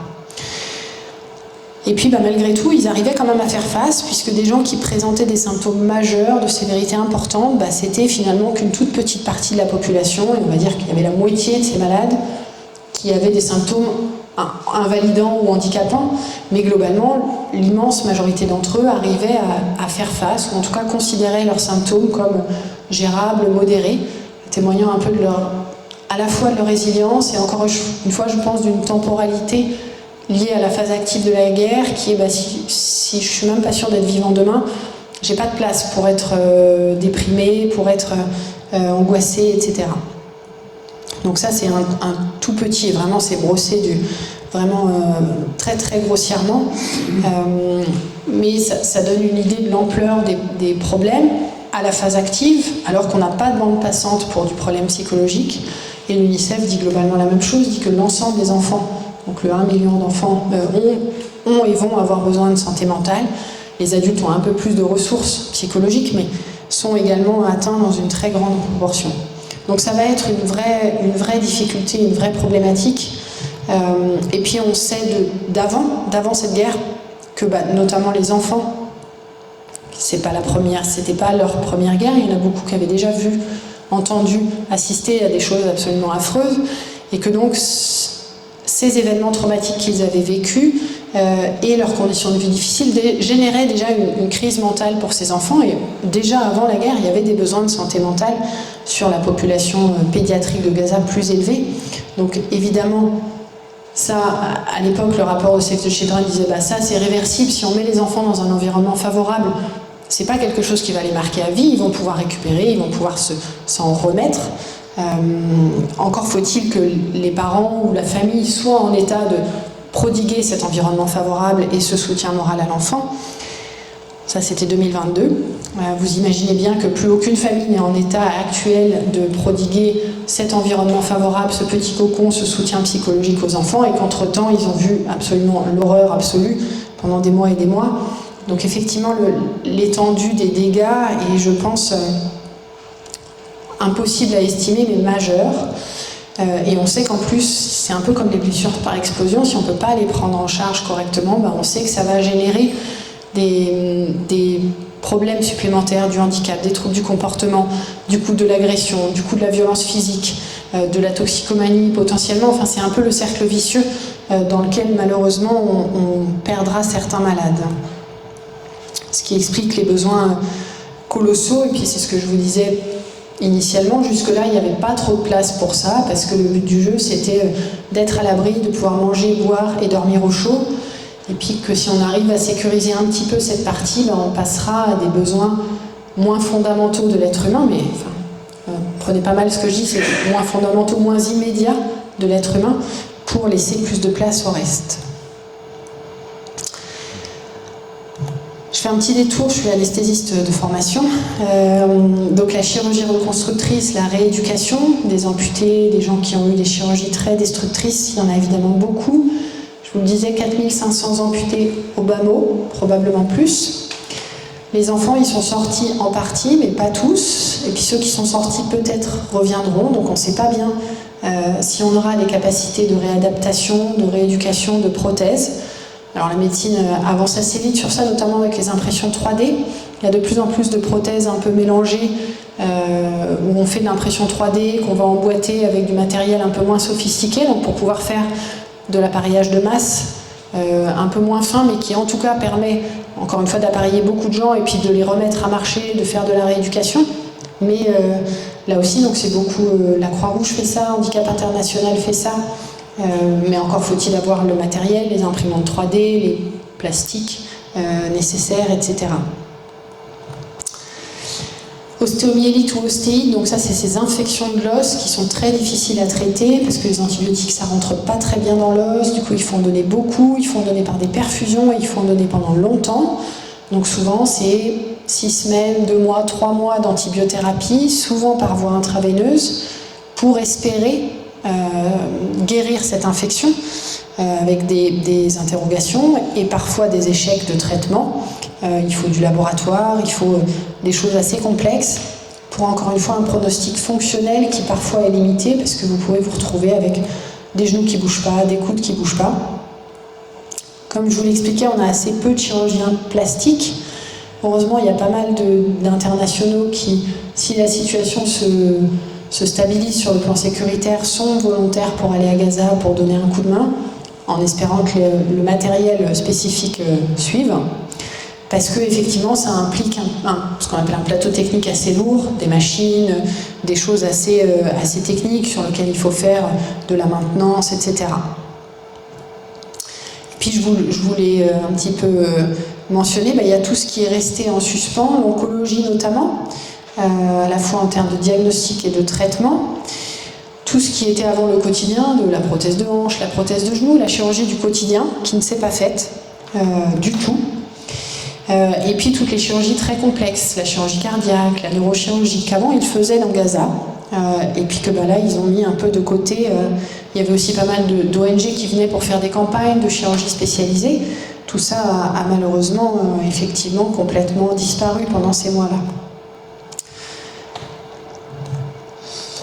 L'éducation, vous n'êtes pas sans savoir que le système scolaire a été détruit depuis la petite enfance jusqu'à l'université et les études avancées, à peu près dans les mêmes proportions que l'habitat standard, donc quasiment 90% des structures scolaires doivent être réhabilitées, rénovées, et en l'état actuel, au jour d'aujourd'hui, il y a moins d'un quart des enfants qui sont scolarisés. Et quand je dis scolarisé, c'est scolarisé dans une tente, avec un peu de e-learning pour certains, un peu avec les moyens du quotidien, mais ils ont beaucoup fait d'efforts. Les Palestiniens ont assez vite essayé de réinstaurer un semblant de routine, un semblant de cadre pour les enfants, et puis l'éducation, ils y sont très attachés, c'est des gens très éduqués. C'était un peu leur porte vers la sortie, d'avoir des diplômes, des masters, etc. Mais les universités sont à l'arrêt depuis 1 an et demi. Quasiment personne n'a passé d'examen, n'a pu passer dans l'année supérieure, etc. Donc tout ça est quasiment au point mort. Donc la question de l'avenir, elle reste malheureusement d'actualité, malgré la trêve, qui encore une fois est évidemment plus que précieuse, mais clairement insuffisante. L'avenir, il est compliqué, il est quand même assez sombre, parce que pas un Palestinien n'a pas perdu quelqu'un de sa famille, de ses amis. Quand je dis quelqu'un, c'est plus souvent au pluriel qu'au singulier. Qu'il y a toute une partie de la société qui a été blessée et qui va rester handicapée à vie, quoi qu'on fasse. Que la partie de santé mentale, psychologique, va être un énorme problème. Que leurs conditions de vie, pour autant que les bombes ont cessé de pleuvoir, restent très, très altérées. À vivre sur des décombres et sans vrai plan de reconstruction pour l'instant en dehors de la Riviera de Trump. Mais que cette reconstruction sera nécessaire. L'éducation, c'était encore une fois leur ticket vers l'avenir, qui là est pour l'instant en berne. Et donc le futur est quand même un peu en pointillé avec un gros point d'interrogation. Ça, pour le coup, c'est mes photos. Ils ont néanmoins une résilience que je loue à chaque fois, avec une capacité de rebond et de reconstruction qui humaine et physique qui défie l'entendement en toute honnêteté. Et puis du coup là je vous ai mis des vidéos, alors des réseaux, mais qui disent toute la force et la résilience et l'humour malgré tout des Palestiniens qui, vous le voyez, ont remis en état de marche leur salon avec vue sur décombres, mais avec un sourire en coin, hein, mais arrivent quand même à en sourire en disant on a quand même un petit problème dans la salle de bain, mais voilà, on a remis le salon et puis les enfants font feu de tout bois et la joie de vivre à la palestinienne est vraiment un concept qui est encore une fois défie l'entendement et donc ça joue dans les décombres, ça trouve une force de vie là où il n'y avait rien qui, je pense, les aidera à continuer, à rebâtir, à reconstruire, si tant est qu'on arrive à leur garantir une paix et une préservation de Donald et de ses folies qui perdurent plus que les 6 semaines qui ont fini la nuit d'hier et qui restent pour l'instant là aussi un peu en pointillé pour le futur. Comme je vous l'ai dit, je ne vous ai pas parlé de la Cisjordanie. Il y a un long rapport MSF qui en parle, avec un peu la même approche qu'à Gaza pour la partie santé, à savoir une destruction assez systématique du système sanitaire. Encore une fois, je ne nie en rien ce qui s'y passe, c'est juste que je n'ai pas les capacités de vous en parler comme je peux vous parler de Gaza. Et puis on espère que c'est le début de la suite pour eux, même si on ne sait pas encore.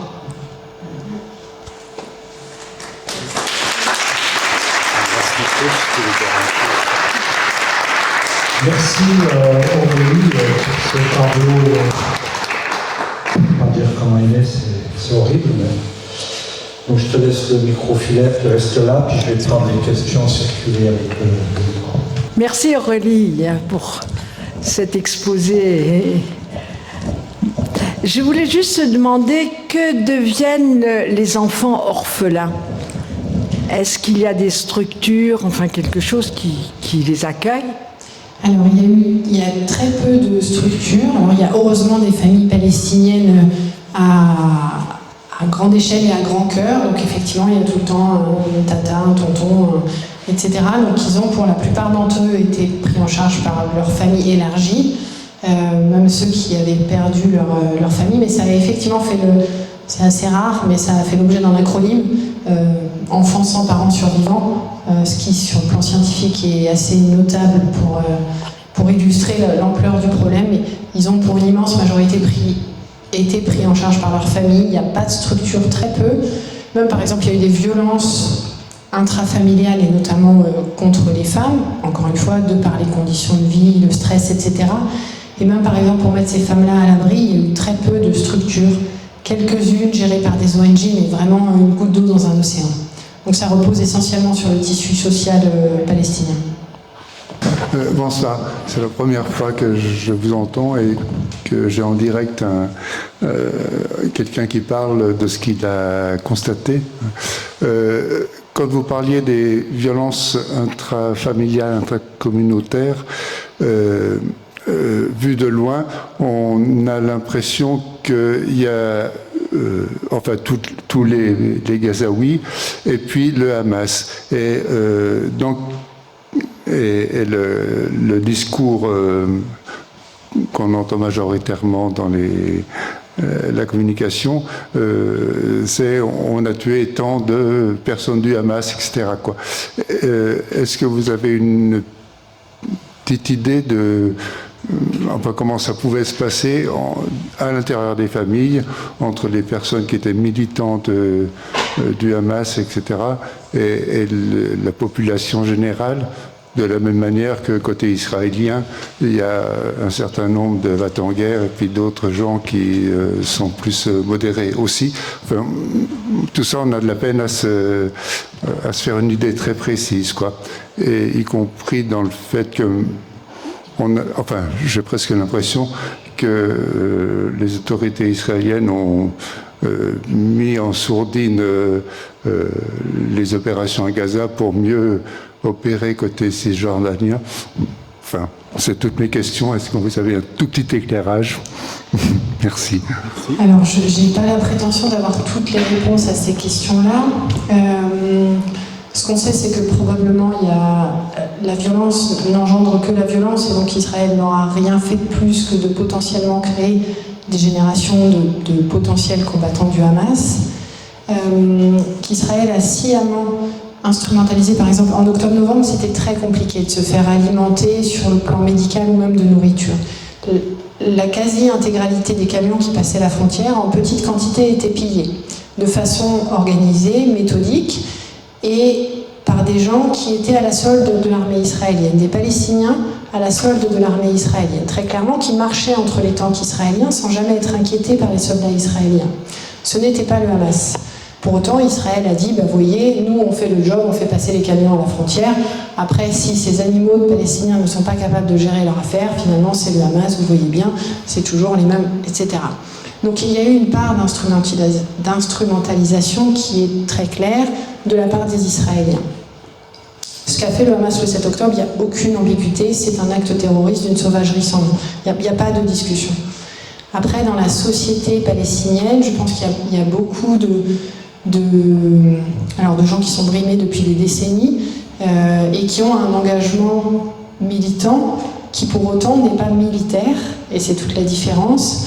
Et donc des familles où effectivement se côtoie le militaire, en tout cas le combattant du Hamas, le politicien du Hamas, comme on a un engagement militant en France potentiellement, des gens qui sont un peu ni l'un ni l'autre, mais il y a des cohabitations de gens qui ont des profils très différents. Mais effectivement, les dernières décennies ont construit une société palestinienne qui est quand même très manipulée par Israël. Et je crois qu'il y a eu quand on voit les cérémonies de remise des otages, il y a évidemment beaucoup de mise en scène. Enfin, il y a de l'instrumentalisation aussi à l'intérieur de Gaza, il ne faut pas le nier. Néanmoins, par exemple, ces gens qui pillaient les camions, c'est le Hamas qui a mis fin. C'est le Hamas qui a dit en fait, ça c'est de l'aide alimentaire, ça va à la population. Alors je ne dis pas qu'ils n'en ont pas pris quelques caisses au passage, très probablement oui, mais de façon évidente, c'est eux qui ont été, en l'occurrence, tués ces pilleurs de convois humanitaires. Donc c'est eux qui ont restauré une partie de la politique, de la police, de l'ordre intrasociétal. Donc c'est compliqué effectivement de voir leur place dans la société. Et c'est pas Daesh, quoi, c'est pas ISIS, c'est des gens où le soin est gratuit à Gaza. Avant la guerre, c'est comme en France. Si vous avez besoin d'un scanner, d'une IRM, vous allez à l'hôpital, puis vous l'avez, puis si vous pouvez payer, c'est bien, si vous pouvez pas payer, c'est pareil. Il y avait de l'éducation.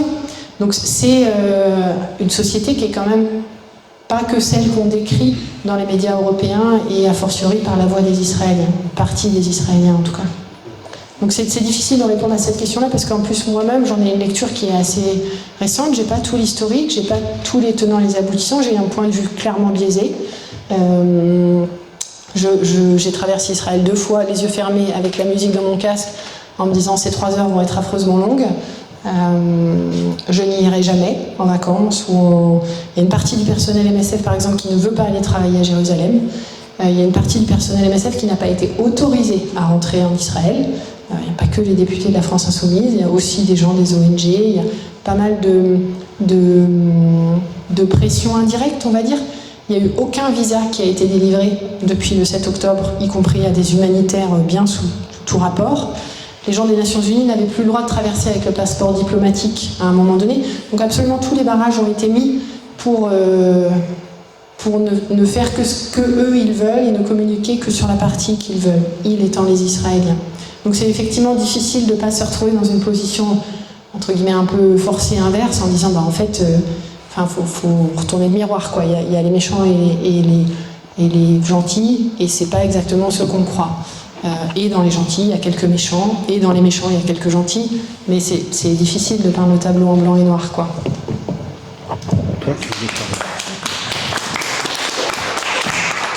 J'ai une question pour l'anesthésiste. Qu'est-ce qu'il en était à Gaza sur l'anesthésie? On a parlé d'amputation sans anesthésie. Qu'est-ce qu'il en est de façon générale pour la lutte contre la douleur? Alors moi j'ai eu la chance de ne pas les voir, celles-là, mais elles ont eu lieu effectivement, notamment les gens qui étaient à Shifa, les gens qui étaient à Nasser. Nous on a eu la chance d'être MSF et donc d'avoir une grande gueule, et donc quand on nous embête de le vocaliser de façon suffisamment forte pour que l'armée israélienne fasse des photos avec les camions de notre hôpital sous tente par exemple, parce que voilà, ils se targuaient d'avoir facilité la vie des MSF. Donc on a réussi à faire rentrer à peu près ce dont on avait besoin. Je dirais, à la grosse louche, pas tout le temps, pas au bon endroit, pas les médicaments qu'on voulait. Des fois c'était nous, des fois c'était les copains, des fois c'était d'autres copains. Et puis par le biais de la communication, de la rationalisation et du on va faire un peu moins bien et puis on va faire pour plus, on a tant bien que mal réussi à faire. Mais ça veut dire que des pansements qu'on devait faire tous les 2 jours, et à un moment donné on s'est retrouvé à les faire tous les 3 ou tous les 4 jours, parce qu'on endort moins souvent le malade, parce qu'on utilise moins de compresses, donc en mode dégradé. Donc j'ai pas vécu l'horreur absolue du tout début, ou des zones très inaccessibles, je pense notamment au nord, du nord de la bande de Gaza, où là clairement c'était bien plus compliqué que ce que nous on a vécu, même si même nous c'était compliqué. D'autres questions? Est-ce que tu as des nouvelles de l'ancien directeur de l'hôpital Shifa? J'ai oublié son nom, Abou. Non, pas directement. Il y a 2-3 trucs qui ont circulé sur les réseaux sociaux, mais c'est pas bien clair. Il aurait été torturé. Il avait parlé un peu trop. Il était un peu trop sur les médias quand même. Il y a eu une interview assez instrumentalisée à des gens de la presse israélienne. Donc il est vivant, pas libéré pour l'instant, mais j'en sais pas plus. Non.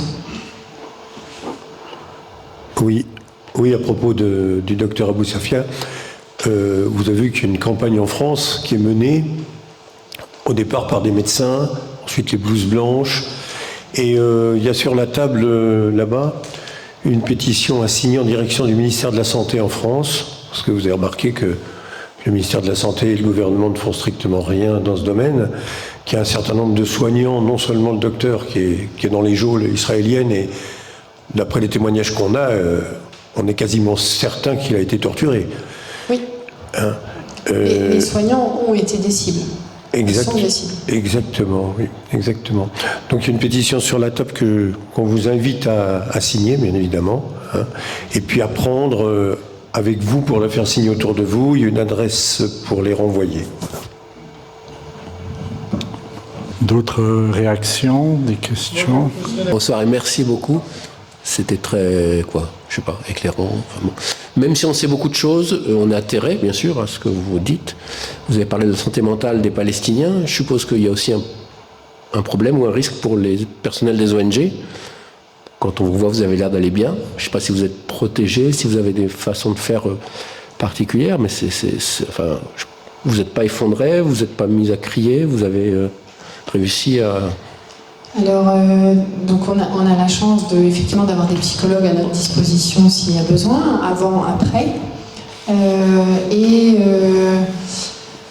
Alors après, on a tous nos mécanismes de défense, d'être soignant et de faire, le faire aide sans doute, de pouvoir faire, soigner, etc.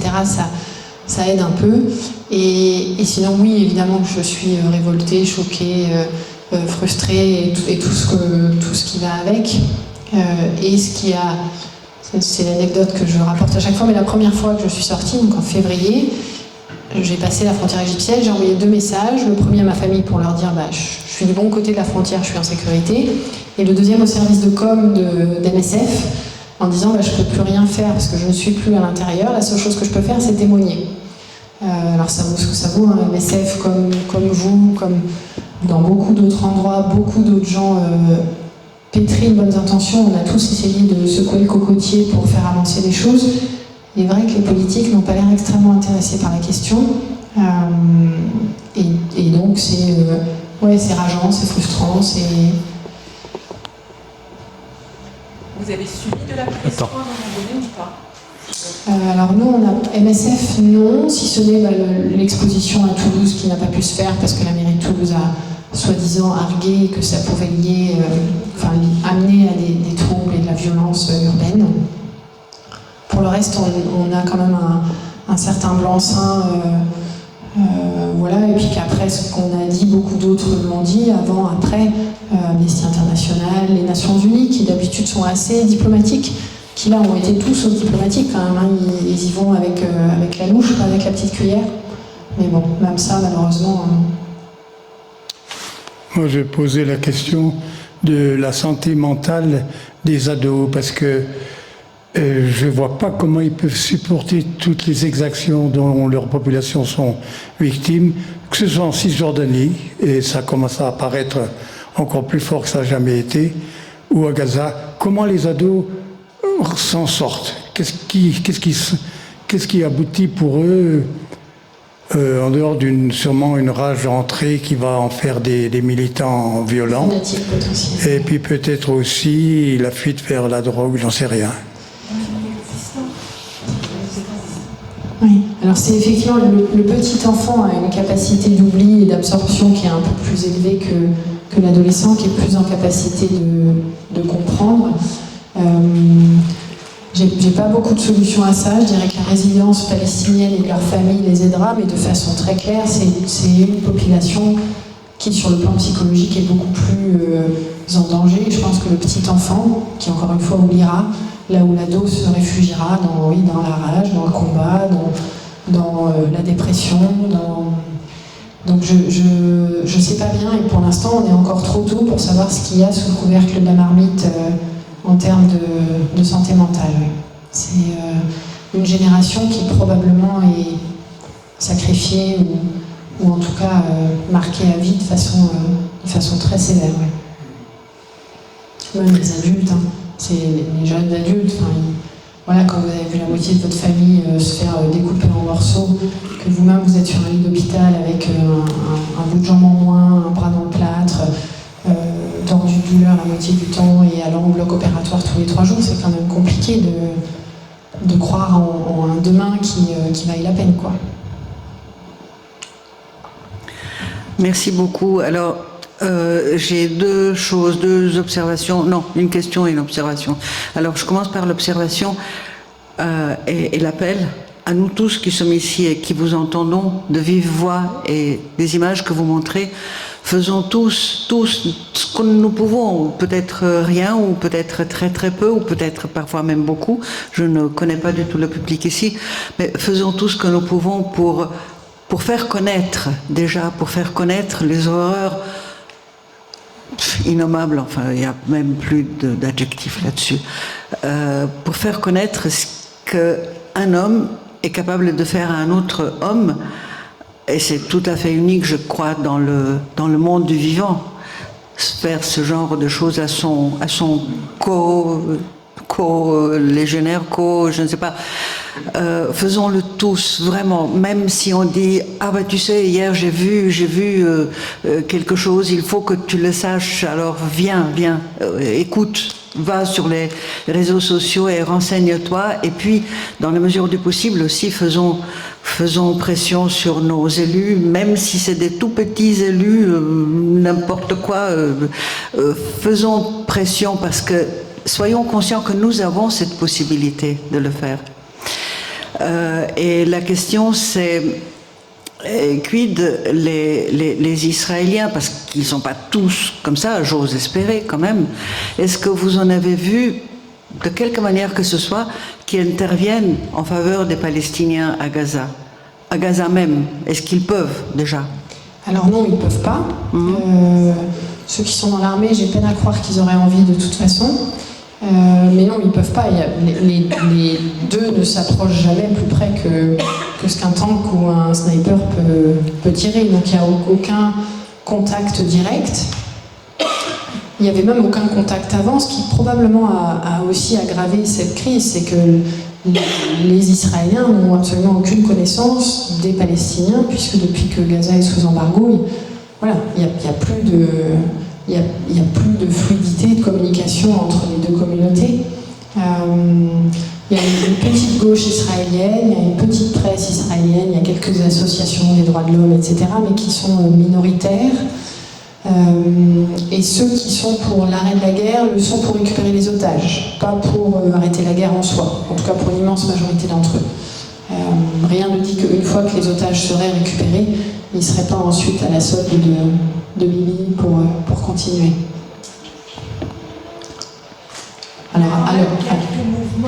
Oui, il y a des associations, etc. Les Breaking the Silence, ce sont des militaires qui racontent ce qui s'est passé. Et maintenant, il y a tout un mouvement de jeunes qui ne veulent plus aller à l'armée et qui, par contre, font soit des journées de prison, soit ne peuvent pas continuer la vie. Donc, bon, ils essaient. Et puis eux aussi souffrent d'une couverture médiatique qui est très biaisée, donc ils sont pas non plus, ils font pas l'effort de la même façon d'aller s'informer, ils ont ce que le gouvernement israélien a prédigéré pour eux et leur donne en termes d'information. Donc mais non, c'est deux sociétés qui vivent absolument en parallèle. Mais c'est très juste ce que dit Maryse, c'est qu'il y a quand même une petite résistance des soldats, même. Il y a une petite résistance des soldats ou des jeunes potentiellement recrues israéliens qui résistent, qui ne veulent pas y aller et qui demandent même un soutien financier, enfin de quelque manière que ce soit. Ils ont un site, je l'ai ici si jamais vous êtes intéressé, en les accompagnant ou en suivant ce qui se passe, c'est en anglais. C'est moi qui donne la parole. Merci.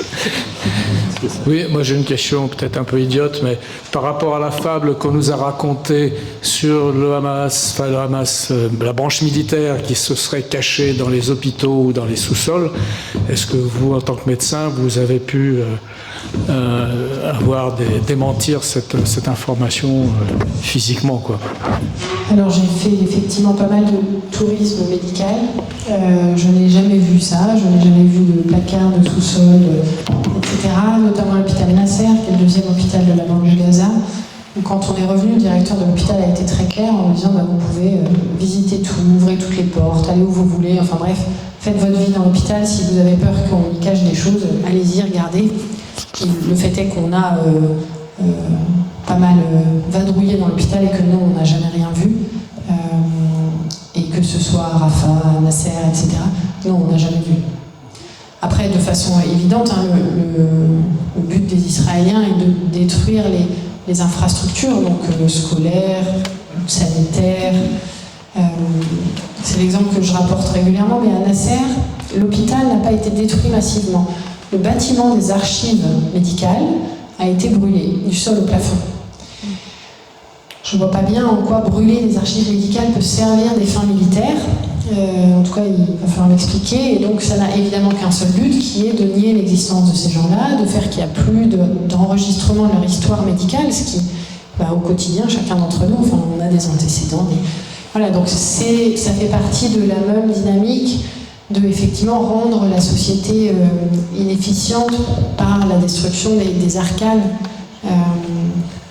Donc détruire les hôpitaux était plutôt dans cet ordre-là, plus que effectivement détruire le Hamas qui se serait caché dedans, dessous. Bonsoir. Déjà par votre présence, je voulais remercier tous les gens comme vous qui agissent tous les jours pour sauver des gens. Je trouve ça absolument incroyable. C'est la première fois que j'entends quelqu'un en parler comme ça en direct. Enfin, il faut beaucoup de recul, de dignité. Donc merci énormément. Et puis je voulais dire quelque chose que je pense qui est peut-être très su ici, mais cet idiot utile de Donald Trump, quand il parle de Riviera sur la côte, en fait il ne l'a pas inventé. Moi je me rappelle avoir été très surpris dans le mois qui a suivi les attaques de cette agence israélienne qui avait montré déjà des photos de décombres comme on voit là, avec des projections d'immeubles dessinés dessus pour une future Riviera. Donc voilà, c'est pas Trump qui est débile, il y a des gens bien en amont qui savent lui mettre dans la bouche les mots qu'il faut qu'il puisse dire. Et d'ailleurs, hier soir, sur France 2, dans Envoyé spécial, il y avait un reportage à la fin sur Israël, sur des colons israéliens qui viennent près de la bande de Gaza, camper et tout ça. Et il y avait le patron de cette agence qui se vantait de cette histoire haut et fort. Donc c'est pas un tabou, c'est pas un truc caché, et je pense qu'il faut le montrer. Et il montrait même des employés de son agence qui ont été enrôlés dans l'armée israélienne et qui, sur des gravats, comme on voit là, ont mis des banderoles au nom de leur entreprise pour dire ici, bientôt, et voilà, bientôt telle construction immobilière. Donc c'était sur France 2 hier soir. Donc nous ne sommes pas des complotistes. Voilà. Merci à vous. Merci beaucoup. À quand votre prochain départ ? Alors, je ne sais pas, pour deux raisons. Enfin, trois raisons. La première, c'est que j'ai un métier à MSF qui est censé m'emmener sur d'autres terrains, parce que je supervise les soins intensifs, mais pas que à Gaza évidemment. Ça, c'est une partie de la réponse. L'autre partie, c'est que les 5 mois de 2024 passés à Gaza n'ont pas été effectivement sans séquelles ou sans... Voilà, donc il fallait un peu digérer et absorber. Il y a eu beaucoup de magie dans ces 3 missions pour plein de raisons différentes qui étaient très liées à un contexte qui était abominable et qui était ce qu'il était. Et que pour l'instant je sais pas ce qui va advenir de Gaza dans les prochains jours, à fortiori les prochaines semaines et les prochains mois, et donc je sais pas à quel moment pour moi ça sera le bon moment d'y retourner, soit parce qu'il y a à nouveau du conflit, soit parce qu'il y a... C'est parfois un peu plus facile d'être dans le conflit parce qu'on se pose pas la question et parce qu'on est moins dans cette... Quand j'y suis retournée la 3e fois, bon la première fois j'y allais... Je voyais à peu près vers où j'allais m'embarquer, mais c'était bien au-delà de ce que j'avais imaginé. La 2e fois, mais cette première mission a été chouette parce qu'on a réussi à mettre en place l'hôpital, que nous, on n'a pas évacué, contrairement aux 2 premières rotations avant nous, qu'on arrivait à faire des choses. La 2e a été beaucoup plus compliquée parce que j'ai évacué l'hôpital qu'on avait ouvert en janvier, et qu'on a vu... En janvier, on avait vu l'exode de Khan Younis, en avril-mai, on les a vus repartir quand ils ont pris Rafah, et donc on se dit, mais on marche sur la tête, enfin, on va d'horreur en horreur, à chaque fois on a l'impression qu'on est au fond, et puis non, il y en a encore une couche. Et octobre-novembre était très particulier, alors j'étais pas au même endroit, pas avec la même équipe, mais je voyais souvent les gens d'MSF, et l'horreur du quotidien était devenue la norme. Les gens vivaient en tente, il n'y avait pas d'eau, il n'y avait pas de bouffe, tout était compliqué, mais c'était presque devenu normal, parce que ça faisait des mois que ça durait. Et ça faisait froid dans le dos, de se rendre compte à quel point l'horreur pouvait devenir le quotidien sans que finalement ça... Ils m'ont expliqué en fait qu'ils sont assez peu en colère les Palestiniens parce que c'est un luxe qu'ils n'ont pas. Que donc nous, oui, on peut être en colère là où on est ici, mais eux, ils ont pas ce luxe-là parce que c'est du temps et de l'énergie perdue. Quelque part, la colère, c'est pas très productif. Et donc, pour survivre dans cette abomination du quotidien, il fallait juste absorber et faire comme si c'était normal. Tout ça pour dire que, du coup, on arrive dans des temporalités, des contextes différents, et que j'y retournerai de façon certaine parce que j'y suis très attachée, mais j'attends un peu de voir ce que ça donne, ce conflit. Est-ce qu'on y retourne, est-ce qu'on n'y retourne pas, et si on n'y retourne pas, comment est-ce qu'on avance? Il y a une grande question sur si Rafah ouvre. Qui va rester, qui va partir. Je ne sais pas ce que va devenir Gaza si il y a une fuite des cerveaux de façon un peu plus marquée. Les connaissants, je suspecterais que beaucoup de ceux qui ont dit on va partir parce qu'on ne peut plus vivre là, on ne peut pas élever nos enfants, vont peut-être changer d'avis parce qu'ils ont une telle capacité d'adaptation que c'est pas exclu. Mais voilà, j'en sais rien. Donc, probablement dans les prochains mois, mais c'est pas exclu qu'effectivement j'y retourne rapidement. Ou pas, je sais pas. J'ai besoin d'un peu de temps après les 5 mois de 2024 pour digérer. Là c'est bon. C'est juste que je ne sais pas comment pour eux ça va être et du coup comment moi je rentre dans le puzzle. Et quelles sont les nouvelles de Chauffeur? Alors Abdallah est toujours là-bas. Abdallah ne travaille plus pour MSF, il travaille pour WFP, le Programme alimentaire mondial. Sa maison a été, donc sa maison elle est à Baïklaria au nord. Elle a été préservée jusque pendant l'offensive du Nord là, en novembre, je sais plus quand. Et donc il m'a envoyé la photo à un moment donné de sa maison complètement écrasée avec 18 morts à l'intérieur. Il y hébergeait des amis de ses amis. Donc il voulait quitter Gaza quoi qu'il arrive. Il a encore moins de raisons d'y rester. La question étant pour Abdallah, il a l'équivalent d'un bac, donc il n'a pas beaucoup de diplômes à faire valoir à l'étranger, et c'est le problème d'une partie de ceux qui sont partis en Égypte, c'est que c'est un peu le goulot d'étranglement, parce que pour avoir un visa de travail, pour faire valoir son diplôme, pour du coup gagner un salaire, c'est pas si simple, et donc c'est un peu la difficulté du bon moment pour partir, versus, là il bosse pour une grosse ONG, les Nations Unies, il a un salaire, donc il arrive à mettre un peu d'argent de côté, et donc il faut qu'il trouve le bon timing, encore une fois, si Rafah ouvre. Je voulais rebondir par rapport à l'image qu'on a devant nous. Donc c'est un champ de ruines, et puis tu nous as montré d'autres champs de ruines un peu partout.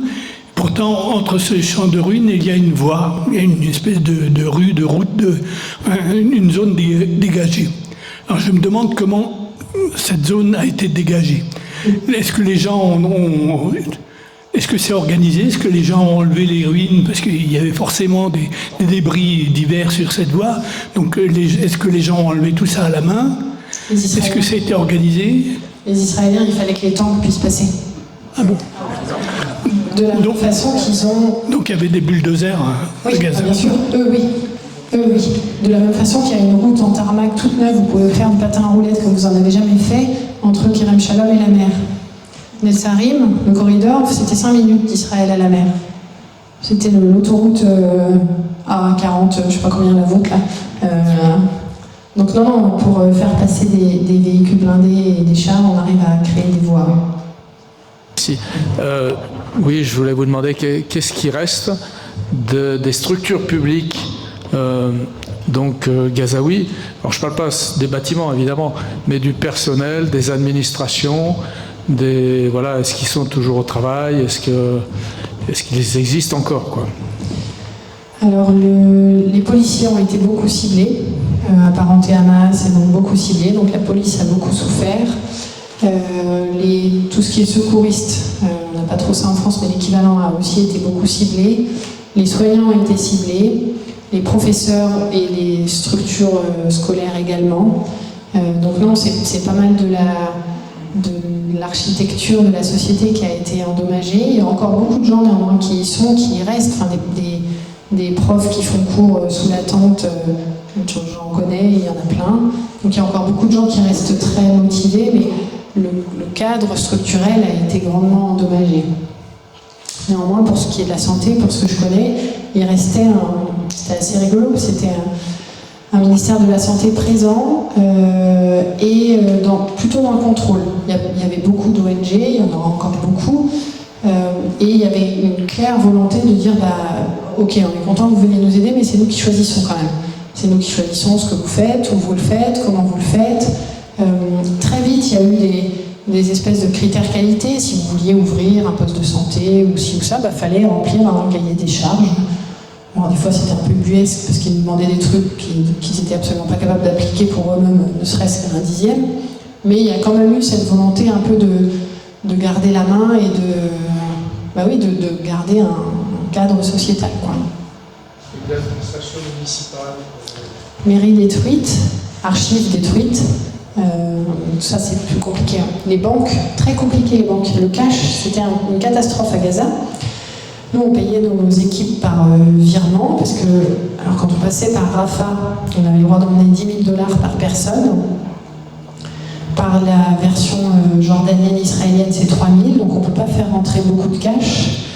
Et le cash est devenu compliqué. Donc quand vous payez les salaires par transfert, par banque, par virement, si ensuite vous voulez faire du cash, il y a des taux qui sont de l'ordre de 20 à 30%. Donc si vous gagnez, je sais pas, $1 000 et que vous voulez transformer ces $1 000 en billets, vous allez en avoir 700.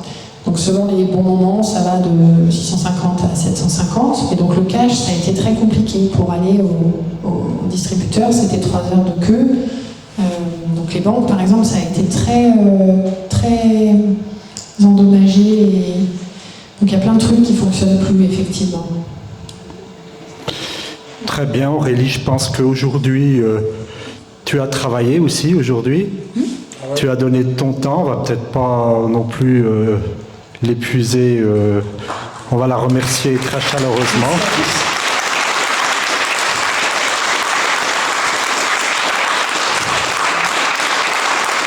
Merci encore pour cette deuxième conférence. Je pense que tu auras l'occasion d'en faire d'autres. J'ai vu que peut-être ton nom t'a demandé, si je pas. Ouais.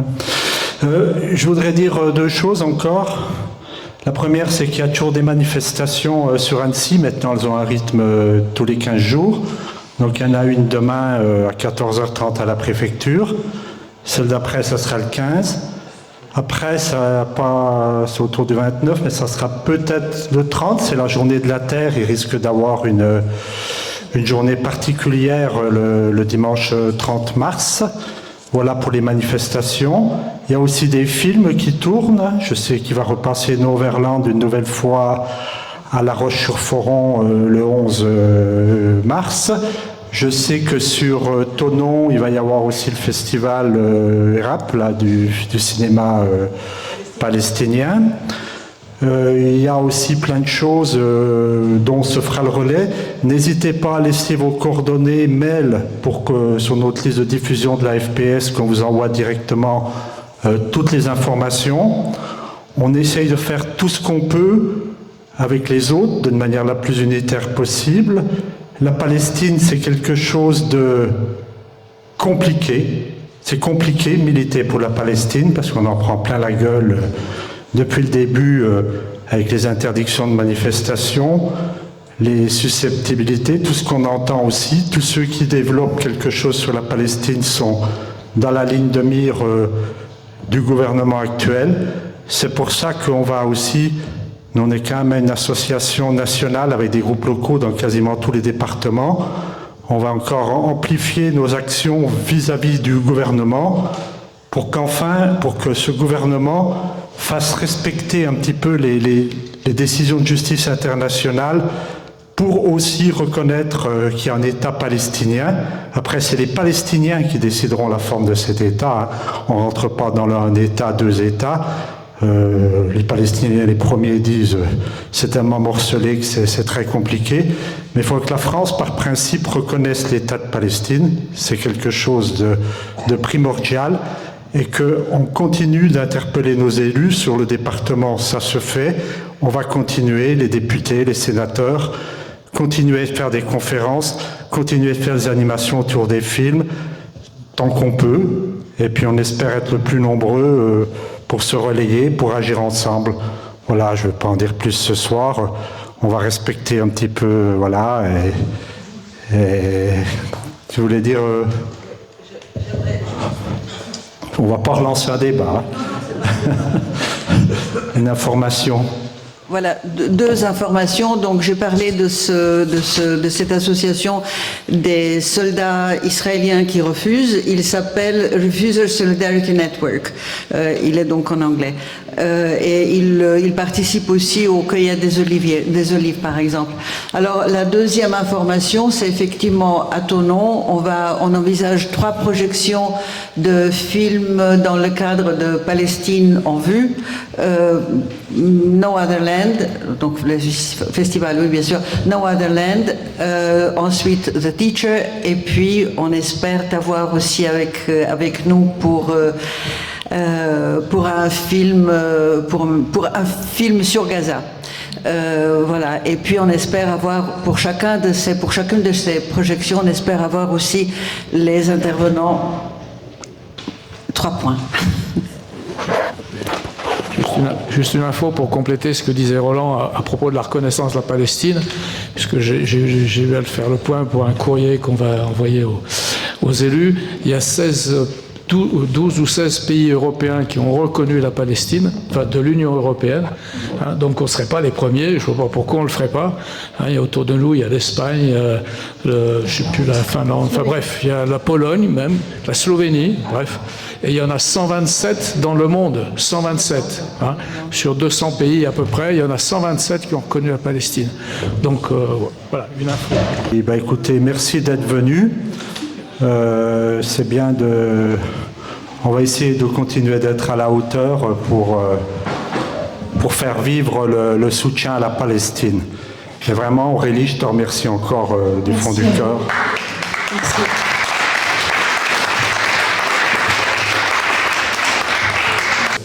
Aurélie Godard, bonsoir. Bonsoir. On vient d'assister à votre conférence. Vous en êtes à votre 3e voyage MSF en tant que médecin anesthésiste. Comment vous vivez cet enchaînement de ces 3 voyages ? Alors les 3 étaient importants pour moi parce que j'avais le premier, assisté à la catastrophe et puis envie de faire un peu plus. Donc la 2e fois était nécessaire. Et puis la 3e fois m'a permis de voir un peu l'évolution du conflit et malheureusement l'horreur devenir quotidienne. En tout cas, c'était un besoin d'y retourner, de faire ma part, de témoigner aussi, puisque malheureusement, il n'y a toujours pas de journalistes étrangers dans la bande de Gaza. Donc, j'en avais besoin. C'est le sentiment du devoir, d'être au bon endroit au bon moment. Ça fait longtemps que je fais l'humanitaire, donc c'était assez naturel finalement d'y aller et d'y retourner. Deuxième question, peut-être moins évidente, mais quelles sont vos craintes pour la suite et en quelque sorte, quels sont aussi vos espoirs pour la suite de ces événements? On est à la charnière entre la première et la deuxième phase, donc évidemment c'est beaucoup cristallisé autour de cet accord de paix qui est très fragile, très incertain. Donc les craintes et les espoirs, elles sont là, que ça se concrétise, qu'il y ait une deuxième phase, une troisième phase, et donc la paix et une reconstruction possible. C'est imaginer retourner dans l'horreur qui a été celle des derniers mois est inimaginable au jour d'aujourd'hui, mais malheureusement une possibilité, j'en ai peur. Je vous remercie. Merci à vous. Bonsoir Jamila. Bonsoir. Vous représentez la FPS sur Annecy. Vous avez organisé ce soir la conférence avec Aurélie Godard, qui est médecin anesthésiste et qui est de retour d'une mission sur Gaza. Comment vous avez vécu la conférence ? Alors, le témoignage d'Aurélie nous est très précieux en fait. Aurélie, on la connaît bien puisque on avait organisé en septembre dernier une conférence avec elle. Et il est important en fait, au vu de l'actualité gazaoui, d'avoir en fait sa parole à nouveau, qu'elle puisse nous parler de la situation en fait à Gaza aujourd'hui. Donc c'était une conférence toujours aussi émouvante qui nous a éclairé en fait sur l'étendue des dégâts, sur l'impact en fait du génocide palestinien, sur ce qu'il y aura à faire en fait de la mobilisation des gouvernements et de la France, je l'espère aussi, parce que nous avons en face de nous une population qui est complètement décimée. Des gens qui sont amputés, qui sont dans une situation sanitaire scandaleuse. Et la bande de Gaza est complètement rasée, donc tout est à construire. Et donc on espère par son témoignage que cela va éveiller les consciences en fait et faire bouger les choses. Est-ce que vous avez des annonces à nous faire pour les prochains événements éventuellement au niveau de la FPS d'Annecy ? Alors effectivement oui, donc déjà on se donne rendez-vous demain parce qu'on a une manifestation au centre-ville. Donc demain le 1er mars, voilà, donc à 14h30, on vous donne rendez-vous à préfecture. Et nous avons une deuxième manifestation qui aura lieu le 15 mars. Toujours au même endroit, donc départ préfecture. Alors donc peut-être préfecture d'Annecy. Exactement. Alors peut-être à 13h30, on verra. On vous en dira un peu plus sur les réseaux sociaux. Donc vous pouvez nous suivre sur Facebook ou sur la page Instagram pour avoir des nouvelles. Merci beaucoup Jamila. De rien.